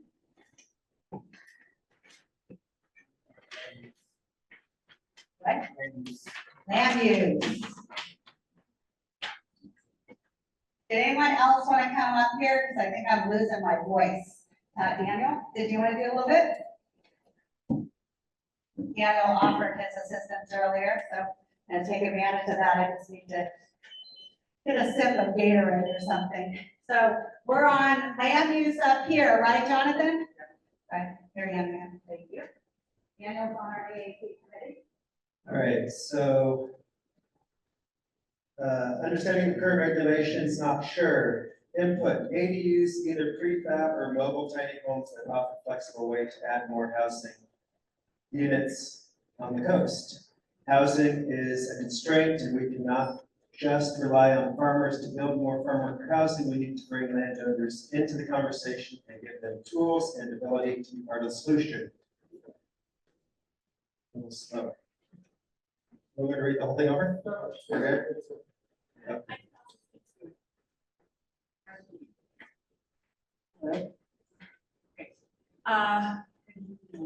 My name is Veronica Mazariegos Anastasio, and I'm a farmer, Brisa Ranch. Been operating for 7 years. And right, I know, I'm hoping that in some way can bring into this conversation farmers that are relatively new to the area and that are not landowners. And that if we really want to bring agriculture or reinvigorate agriculture, we need to be able to open up to new entrants into this. And that could be people from the outside, it could be farm workers that are becoming farmers, farm owners. And that means that we have to be creative about what we can, it's very difficult to just start off with a large construction project on a farm. And so yes, we hear that there are, ADUs, prefab, tiny homes that could be a viable way to at least get farms from, that are starting off to be able to provide housing not only for themselves, for the farmer, because as I know this is a struggle for us, but for their staff as well, for those that would like to be on staff, because I totally hear that that is an issue, the fact that not everyone wants their housing tied to their employer, and that creates a conflict of interest at times, not always, but at times it does. So I'm just urging that even landowners that are not farmers can be brought into the solution, to be part of the solution, and that we as a county are incentivizing solutions to this issue. I hear the argument about that there isn't a shortage. That is not what we're feeling on the ground. And so I hope that that's also taken into consideration. Thank you. Thank you very much. Any additional thoughts or comments on that one? I have some. All right. Okay, so, yeah, that's one of like the regulations, is we're hoping that some of those can be changed, so it'll trickle down. Thank you. Marilyn? So I think I understand that if a farmer were to lease land, building farm labor housing might not be viable for them. So I would agree that a tiny home on wheels that could be brought in or would help the situation. So is that along the lines of what you're thinking? Yes, that's for in the case of farmers that don't own land. But similarly, there are other landowners that maybe want to be part of the solution to increase the housing stock. And to the degree, a reasonable degree, that's also becomes easier on the coast. And maybe in that case, it could be a prefabricated home or so forth. But yes, for the farmer that's leasing, it is very difficult to actually build anything. So we need like alternative housing for that as well. Are you, when you say tiny home, are you like 80? 80, I mean, I guess I don't know, I'm not sure if any tiny homes are considered, they are like an accessory dwelling, so some sort. And yes, as flexible as we can be with the definition of ADU, yes. So yeah, and I think an ADU is a permanent dwelling, but a tiny home on wheels could be taken with you or. That is actually a beautiful solution, in my opinion, that's a good deal. We have to throw that big long process for that. If it's correct, Cole, and then Daniel, you have yours next, right? So, here you go. Yes, my name is Cole Mazariegos Anastasio, also from Brisa Ranch. I just wanted to briefly comment as well. From a housing shortage issue, I think there is this discussion about current farm worker housing being utilized by the folks who are not farm workers, and I think that's a fair point.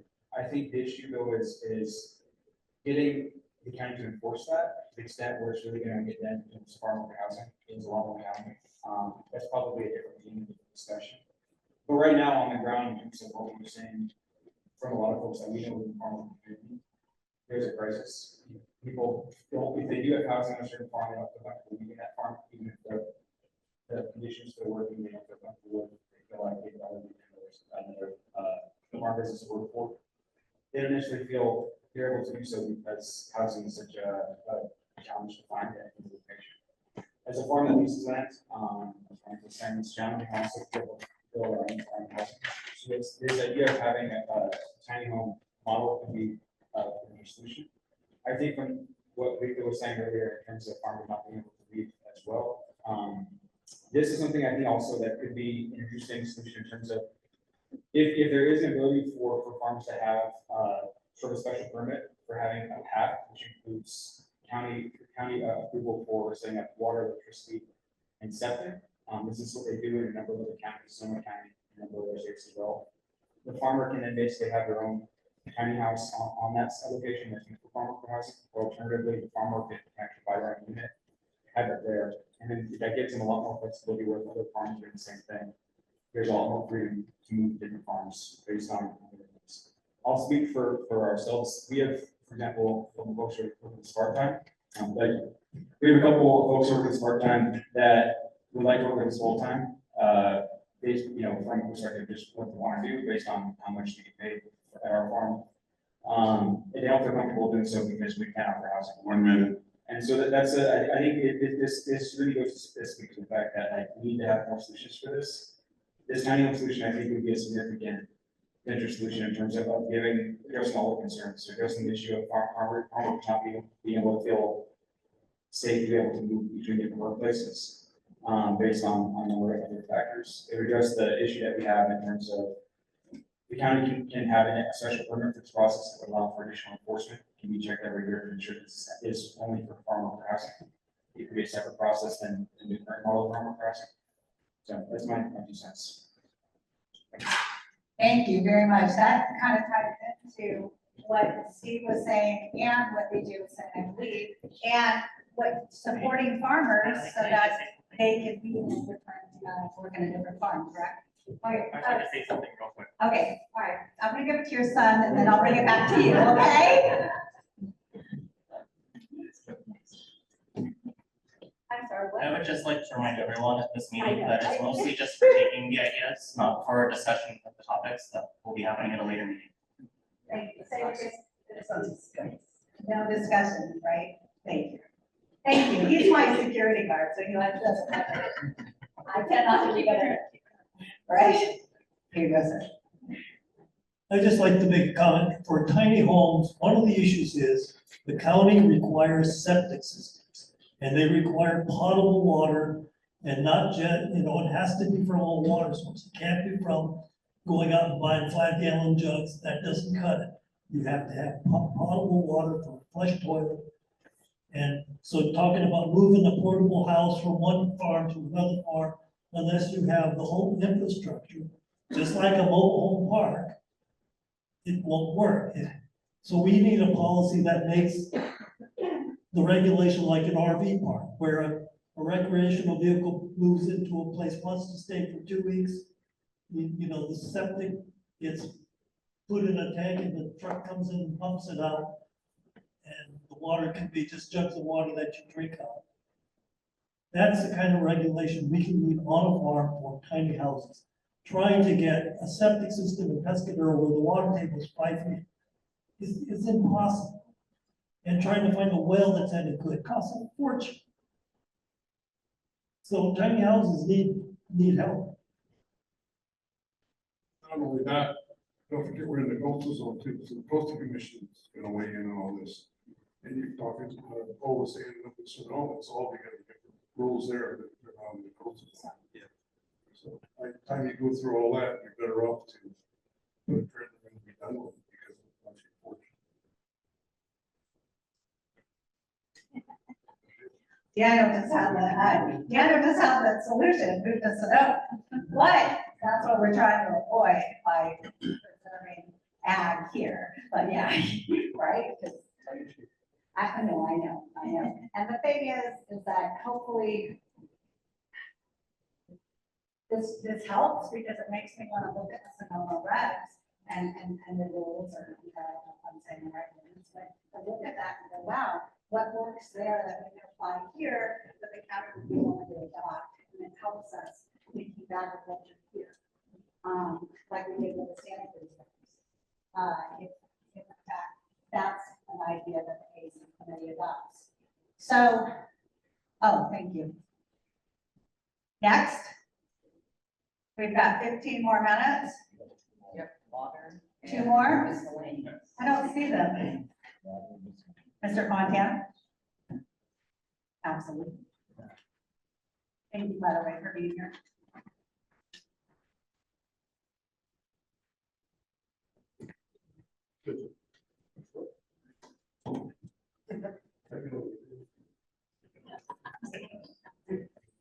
All right.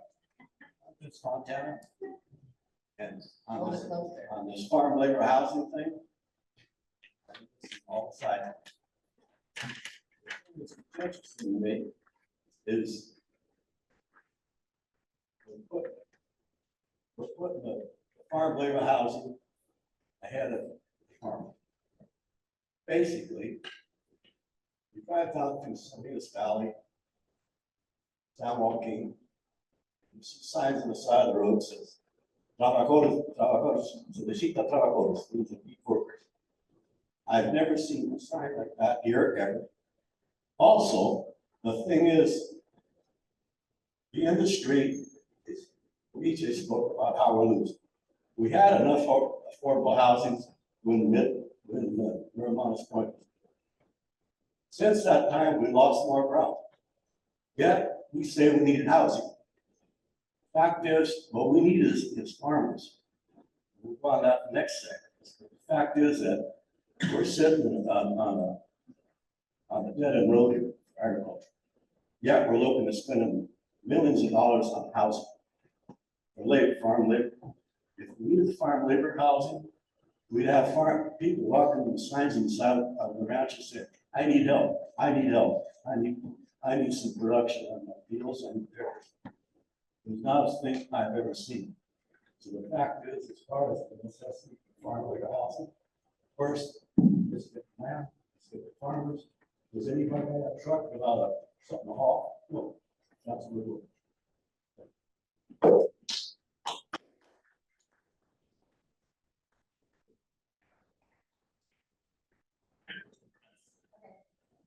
Well said, Vince, absolutely. And we lost 800 acres in the last 10 years of vegetable crops alone. That's huge in our area in San Mateo County. So we can't farm if people can't work, if there's no farms to work at. Do you have any ideas for getting more farmers? That's what I'd love to hear from you guys too. Yeah, Steve, James makes a good point. And the third prong is the solution. And I think it's in the regulations. And we're talking about that tonight, with somebody in the back, raise your hand. Go ahead. Oh, hi, go ahead. And then I want to go through the different stuff again. Dan, you have one, too. Hi. So I'm Chris Romeo. My family's had the pleasure of serving most people here tonight with fertilizer and farm chemicals throughout the years. So this was something that I'm thinking about, is shifting to how we increase the enthusiasm for agriculture on the coast. And I think back, I look around the room at some of the younger people here that got into farming or in the agriculture industry through their families, which is fantastic. But that really seems like the only path, right? If you're a kid that didn't grow up in agriculture, there's a very, very slim chance that you're gonna go into agriculture after. So I look around and I think of, so John Gross over here, we both went to Sarah High School together. So we go over to Sarah High School, we give a talk to these kids about, it was career day, so we talk about agriculture. And I was actually pretty shocked at the interest that there was in agriculture. I think just from my experiences, I think there's a little bit more of a shift of high school kids wanting to go to more trades and blue collar jobs. But there's a huge gap in where do I start? So that's a huge challenge because it's, if you don't have a family in it, or if you have no background, where do you start? So if we're looking at some ideas, you know, I'm happy to be someone that takes on some of that role here. You know, I've loved working with, you know, I look around, I'm very familiar with a lot of people here. But that's what it's gonna take. We need to, whether it's going to the high schools, something we need to do to help bridge that gap of that high school kid who's interested in going to agriculture but has no clue where to get started. So maybe it's together we launch some sort of internship program where it's, hey, you could bounce around, you know, a couple places. You could bounce around at row crops, you could bounce around at a nursery greenhouse. I see other faces in the room, you know, landscape, tree care, that's all part of this industry. So just a suggestion as we, you know, move on, maybe that's something we could do to get more interest amongst the younger people.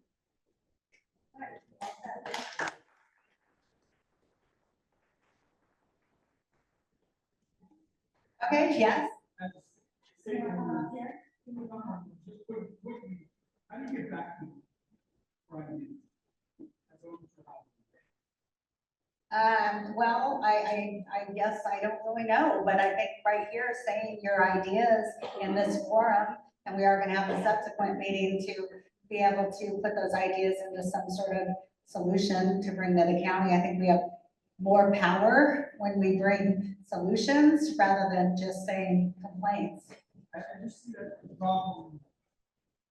I see that the problem that we're having is we don't have backing from the community or county aspects. I mean, how do we get kids from high school to move on into farming or the industry that we're in to continue this industry rather than any other 6, 8, 7 years? Yeah, I agree. The problem is, I think personally, and I will go out on a limb and say personally, I think a lot of it is these people need to have some things in place like regulations that support farming here on the coast. And when you don't have that, farmers are gonna leave. So I think that'll help in the beginning because then the high school kids will wanna do it. It'll be something that's a possibility for them. Okay, Daniel, you read yours. And Yeah, thank you. And I think this was a great setup because we're not going to have farms if people aren't interested in farming. We're not going to have farms if people don't want to buy the kind of crops, oftentimes specialty crops that we have here on the peninsula, coast side. Let's be honest, we're not going to compete with Salinas for the type of crops that they sell there. This is a different world and we have to approach farming a little bit differently. This was specifically around, I was surprised when I first got here, we were actually hosting farm stays at our farm.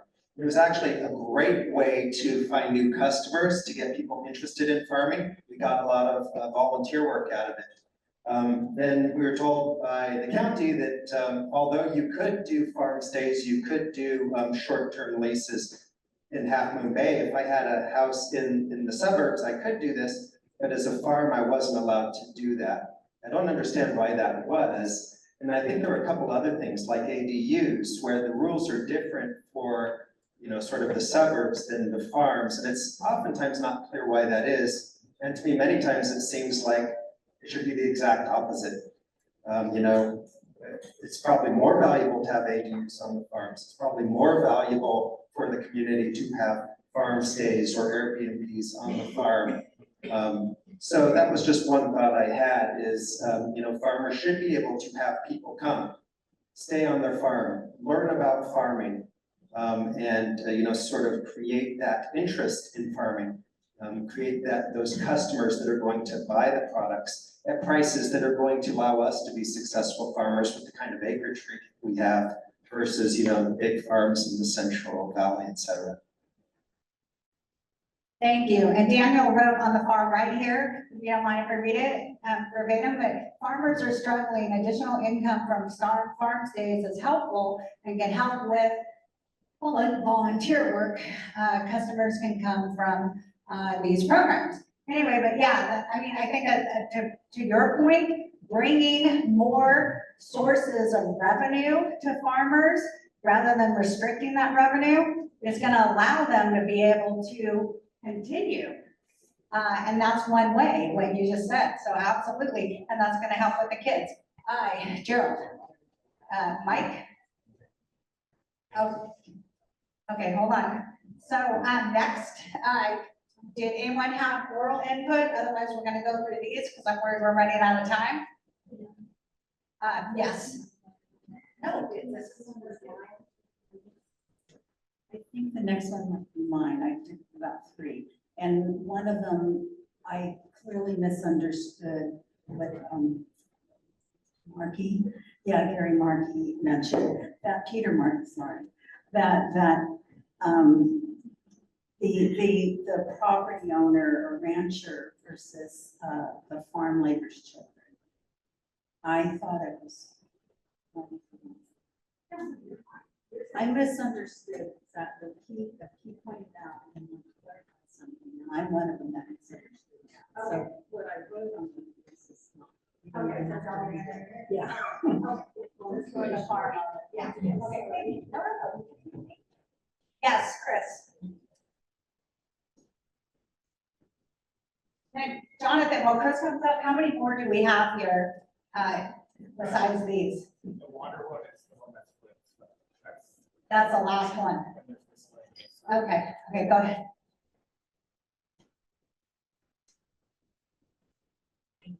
I'm Chris Giannini. I think there's a lot of good points brought up. I mean, Vince, you're 100% right. BJ, you're 100% right. A lot of you guys up here, you're 100% right. We're over-regulated from the time we get up in the morning till the time we go to bed at night. It doesn't matter if it's the county, the state, taxes, whatever.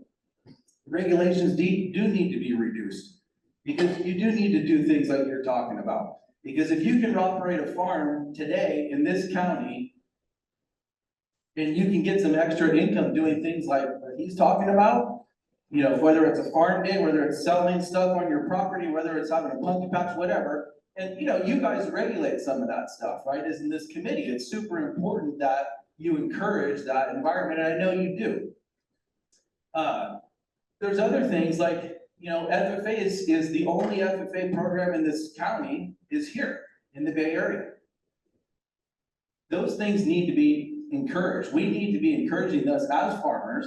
All of us here need to be encouraging that program. We need to go above and beyond to make sure that the youth knows what you can do in ag here in this county, which is tough. We all know it's tough, no matter, it's tough anywhere, but it's extremely tough in San Mateo County. We're 2 hours from anywhere that's ag.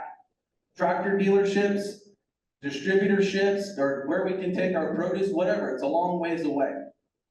So we have to think of new, innovative ways as farmers. The county is not going to get us out of all of our problems. They can ease up some of the regulation in which we operate under these housing regulations. Yeah, we should have better, easier housing regulations. But it's gonna take years and years for this stuff to change. We have to farm differently here. We have to think of ways to make money in alternative ways, and the county needs to allow those things to happen. We've had tons of things been taken away from us in ag here. You know, we have a lot more parkland that we didn't have 20 to 30 years ago. There's housing that we've lost on that parkland. There's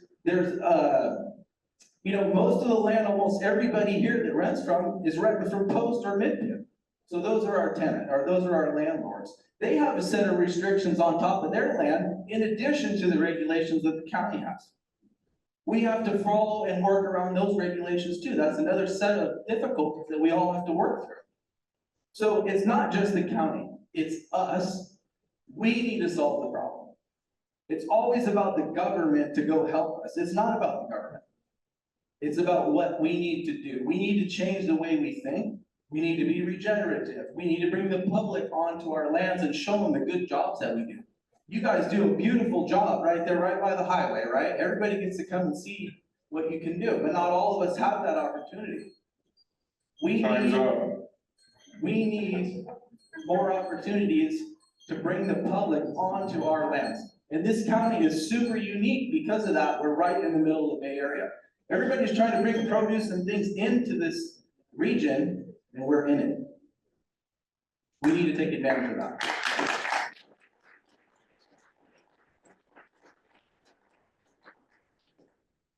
Well said. I think I got the street problem thing right, so I might ask you later. I love the way you presented that. Thank you, very solution oriented. All right, we're gonna finish the rest of the write-ups. Peter, did you have okay, can I do some write-ups and move to you? Okay, because I just feel bad. I want to get these people to write this down.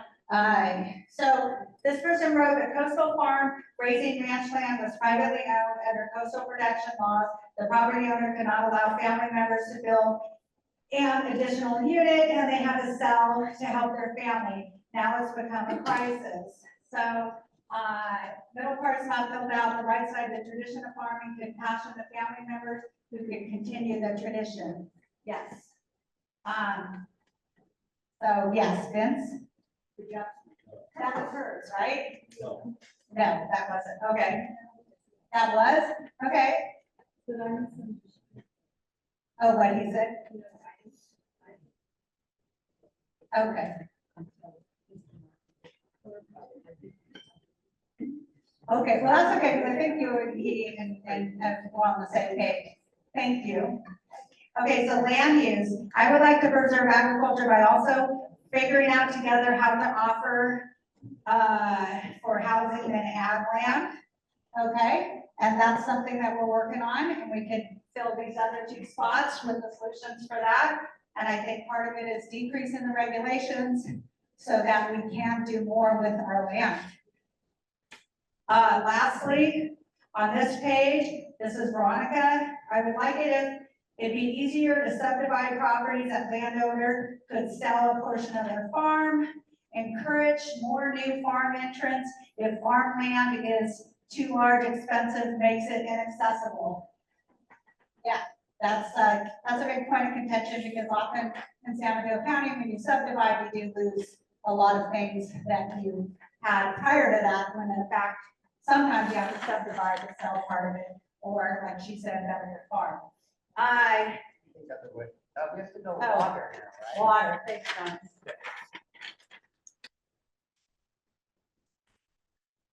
Okay, so water. Very restrictive. Easier process for applying for water rights when water is available, appropriate for land use. For new landowners, consider farming or farmers expanding production. An easier process would encourage more production. Well, who wrote that? That's just a layper's opinion, but that's very well written. Thank you. Irrigation season. In San Gregorio, it's very rigid. At times, irrigation season should start earlier or end later, depending on specifics. Allow farmers to irrigate outside of irrigation season on special requests if it will not negatively impact the environment. And it'll help farmers because losing crops unnecessarily due to water restrictions puts farmers out of business. Well done. See, this is something with a solution. I like that. Kind of goes to what Chris said, you know, grab the bull by the horns and do it. Don't wait for the other guy to do it. Okay. Water is the main challenge in expanding housing. Let's explore, and please tell me whoever wrote this if I read it incorrectly. Let's explore solutions with new technologies. We can offer this way dignified housing all in the ag sector. Okay, so I guess the water and how it relates to housing. This one here, there's nothing in the current understanding of what's going on. The middle part says they'd like to streamline water well permitting when it comes to working between state and county processes. And then it says by streamlining, it would make the process faster and more efficient. This one says EHS permits regulations have not changed much while housing production rules have changed. Number two, look at new ways to integrate water in the bioregion that are affordable and possible for all landowners and tenants. I'm sorry, I can't see the writing. Pilot compost toilets like Santa Cruz, pilot centrally monitored decentralized systems. Who wrote this? Can you read it? You have beautiful handwriting, but out the curves, it's just sort of thrown. So, hi, my name is Karen Curtis, and I'm actually a new farmer, and I know BJ, he's helped us out a couple times, and RCD as well. So, yeah, I wanted to more or less listen today, and I didn't realize when I wrote a treatise, you would be great. But there is a lot of new technology with water, from air to water capture that can happen on farms that would be able to then get used and be centrally monitored, looking. A lot of times when you think about water, we've had central water and central systems of water, and we want to get it monitored so that it is safe for the guys. But it's like 80% of the water businesses. When we talk about tiny houses and other things that happen, how can we start to use some of the new technologies and AI that is out there to monitor systems that could be mobile? And could those systems help a landowner who leases land to take it with them to the next place? Could it also help a farm worker who could then get to a place where they own their house, even if it's on the land where they're working? So then multi-generationally, they have an asset that they can take with them to the next place. And if we think of water as not just like potable water and wastewater, but as a continuous system that stays here, there's other bioreactors and other things that are starting to exist.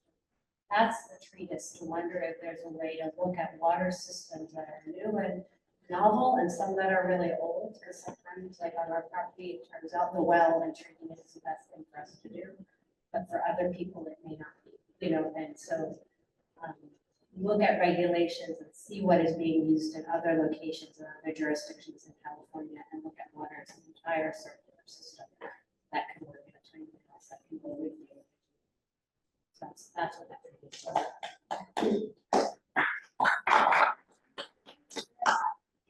Do you want to grab the last page? Jonathan, Steve, did you want to say something? Thank you. I'd love to have you come to AAC meeting. In terms of water, I think ponds and things like that are wonderful. What we really need and what San Mateo County needs is a dependable water source. A lot of the county is depending on Hetchy Hetchy. Hetchy Hetchy is 100 years old. We have all these streams coming down our coast that is just putting tons of water into the ocean. 30 years ago, it was proposed that we take a canyon, take off-stream storage, and pump them. Big quantities of water that can be used for the town of Pescadero and for agriculture. We need a solution like that. Little ponds is not the answer. If you want to preserve agriculture long-term in this county, we need a big, dependable source of water.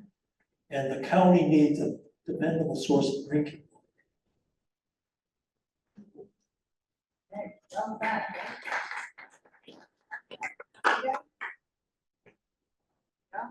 I just want to mention one thing, we're talking about water and other things as well, but I think it's time that Ned's Open Space Trust and Ned's Open Space Trust stands up to the plate and help agriculture.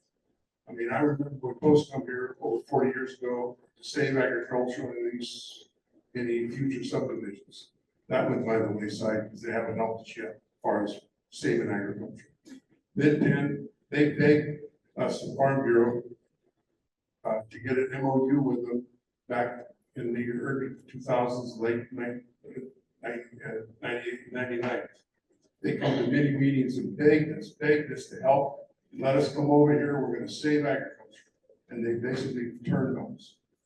We've got new leases, or ranch leases are up, actively, the grazing leases are up. They're even looking at bringing people in from other counties, which we're trying to save our own agriculture and keep it local here. And even to consider that is a slap, I think, in our local agriculture's face. And you talk about water. I was just talking to Joe Music, and he's taken care of the Hidden Valley Lakes for many, many years. And he drives back there to check those lakes. And he does a lot of work on those 4 posts, and now it belongs to Midfield. He was told over a week ago that they went back there to look at the lakes. And he was told that from that day forward, you cannot drive back there with a pickup anymore. You have to get a four-wheeler, go back there, and no more pickups on that property.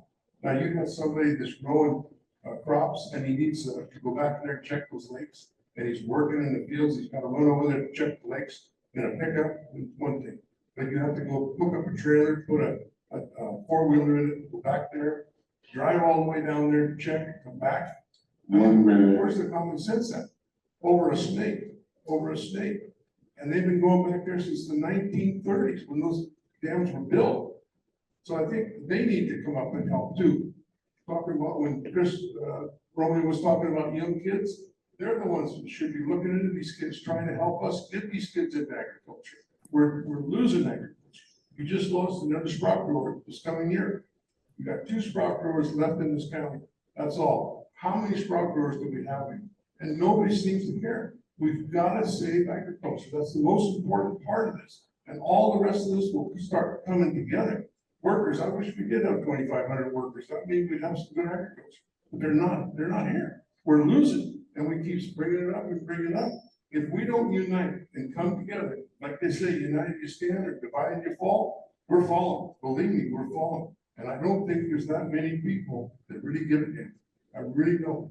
Because, you know, we're not looking, at least our side, we're not looking for something, just help out, get these things back on the road again.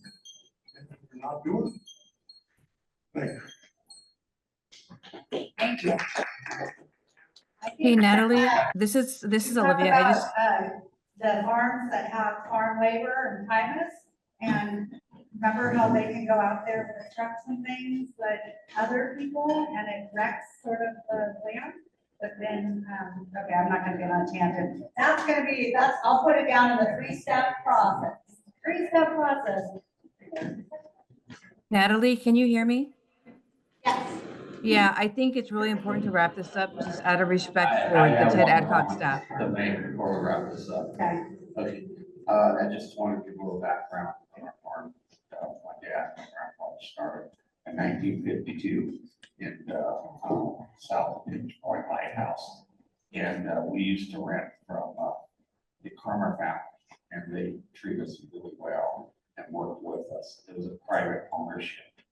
And then approximately 25 years ago, Peninsula Open Space Trust bought the property. And after that, shortly after, we lost the water rights. And their representative from Post at the time was Jeff Powers. He mentioned to my father that you should just leave the ranch now that you don't have any water rights. My father said that no, we'll try farming. We tried farming. We rotated. My brother and my dad. And then shortly after, they didn't want to be labor housing there anymore. We housed 24 single workers on that farm. Gone. Post removed the housing. They removed their packing ship. They removed their outbuildings. No longer have the lease of that ranch. Bristol Farms has the lease now and currently farming. If it was taken care of like it was in private ownership, Bristol Farms would have adequate water to irrigate a total 80 acres of that farm, as well as enough housing for the whole ranch. This is going counterproductive, not forward. And this is what we're trying to go is forward, not being knocked out and knocked out.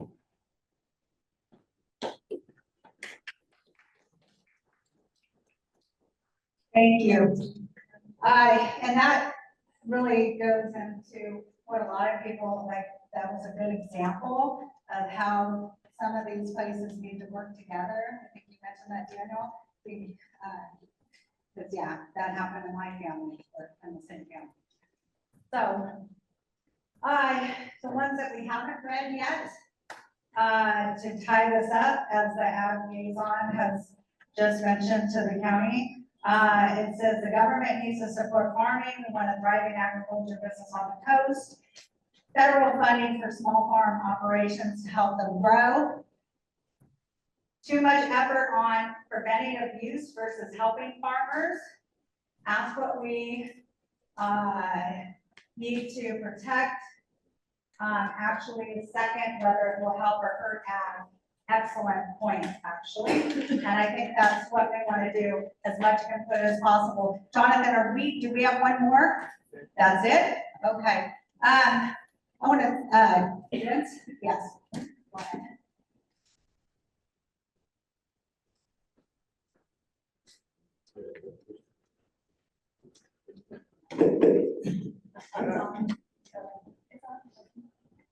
You know, standing there listening, sitting there listening, I think this is a very, the fact is, I think we should know this and get more public input.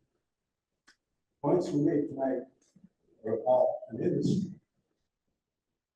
And the way it's co-side, it's good agriculture. The last thing to think about is an industry.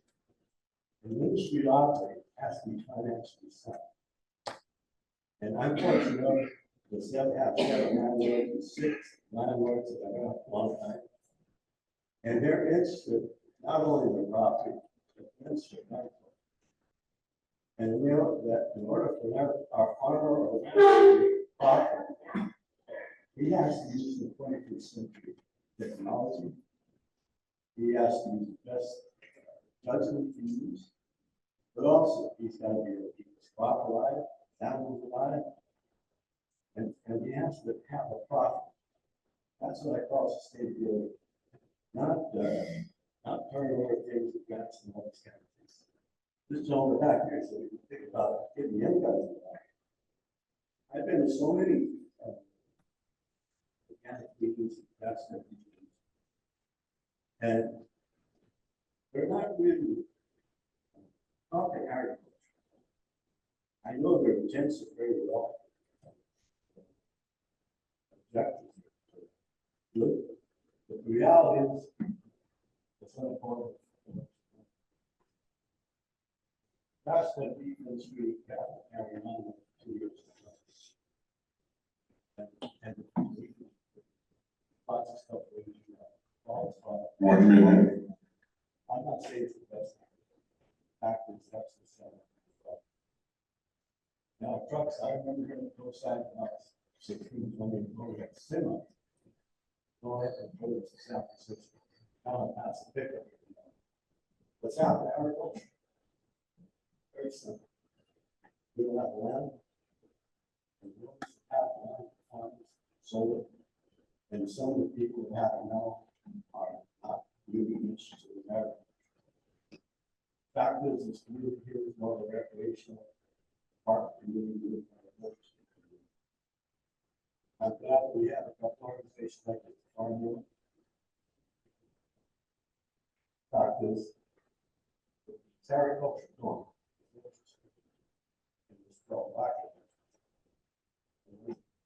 We both, as a coach, you address both of them.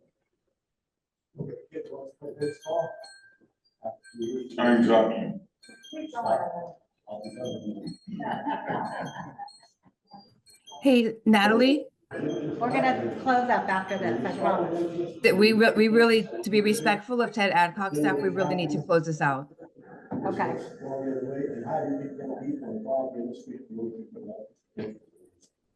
So that's what we've got to work out. And I think it's kind of means you have to have more public people here that sort of move from agriculture to the fact that somebody is got to.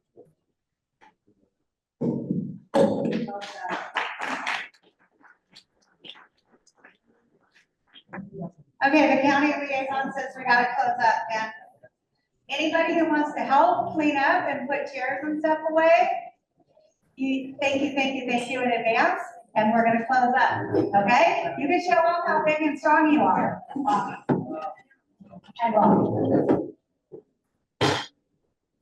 And we will let everyone know about the subsequent meeting, what we're gonna do with these ideas. Thank you.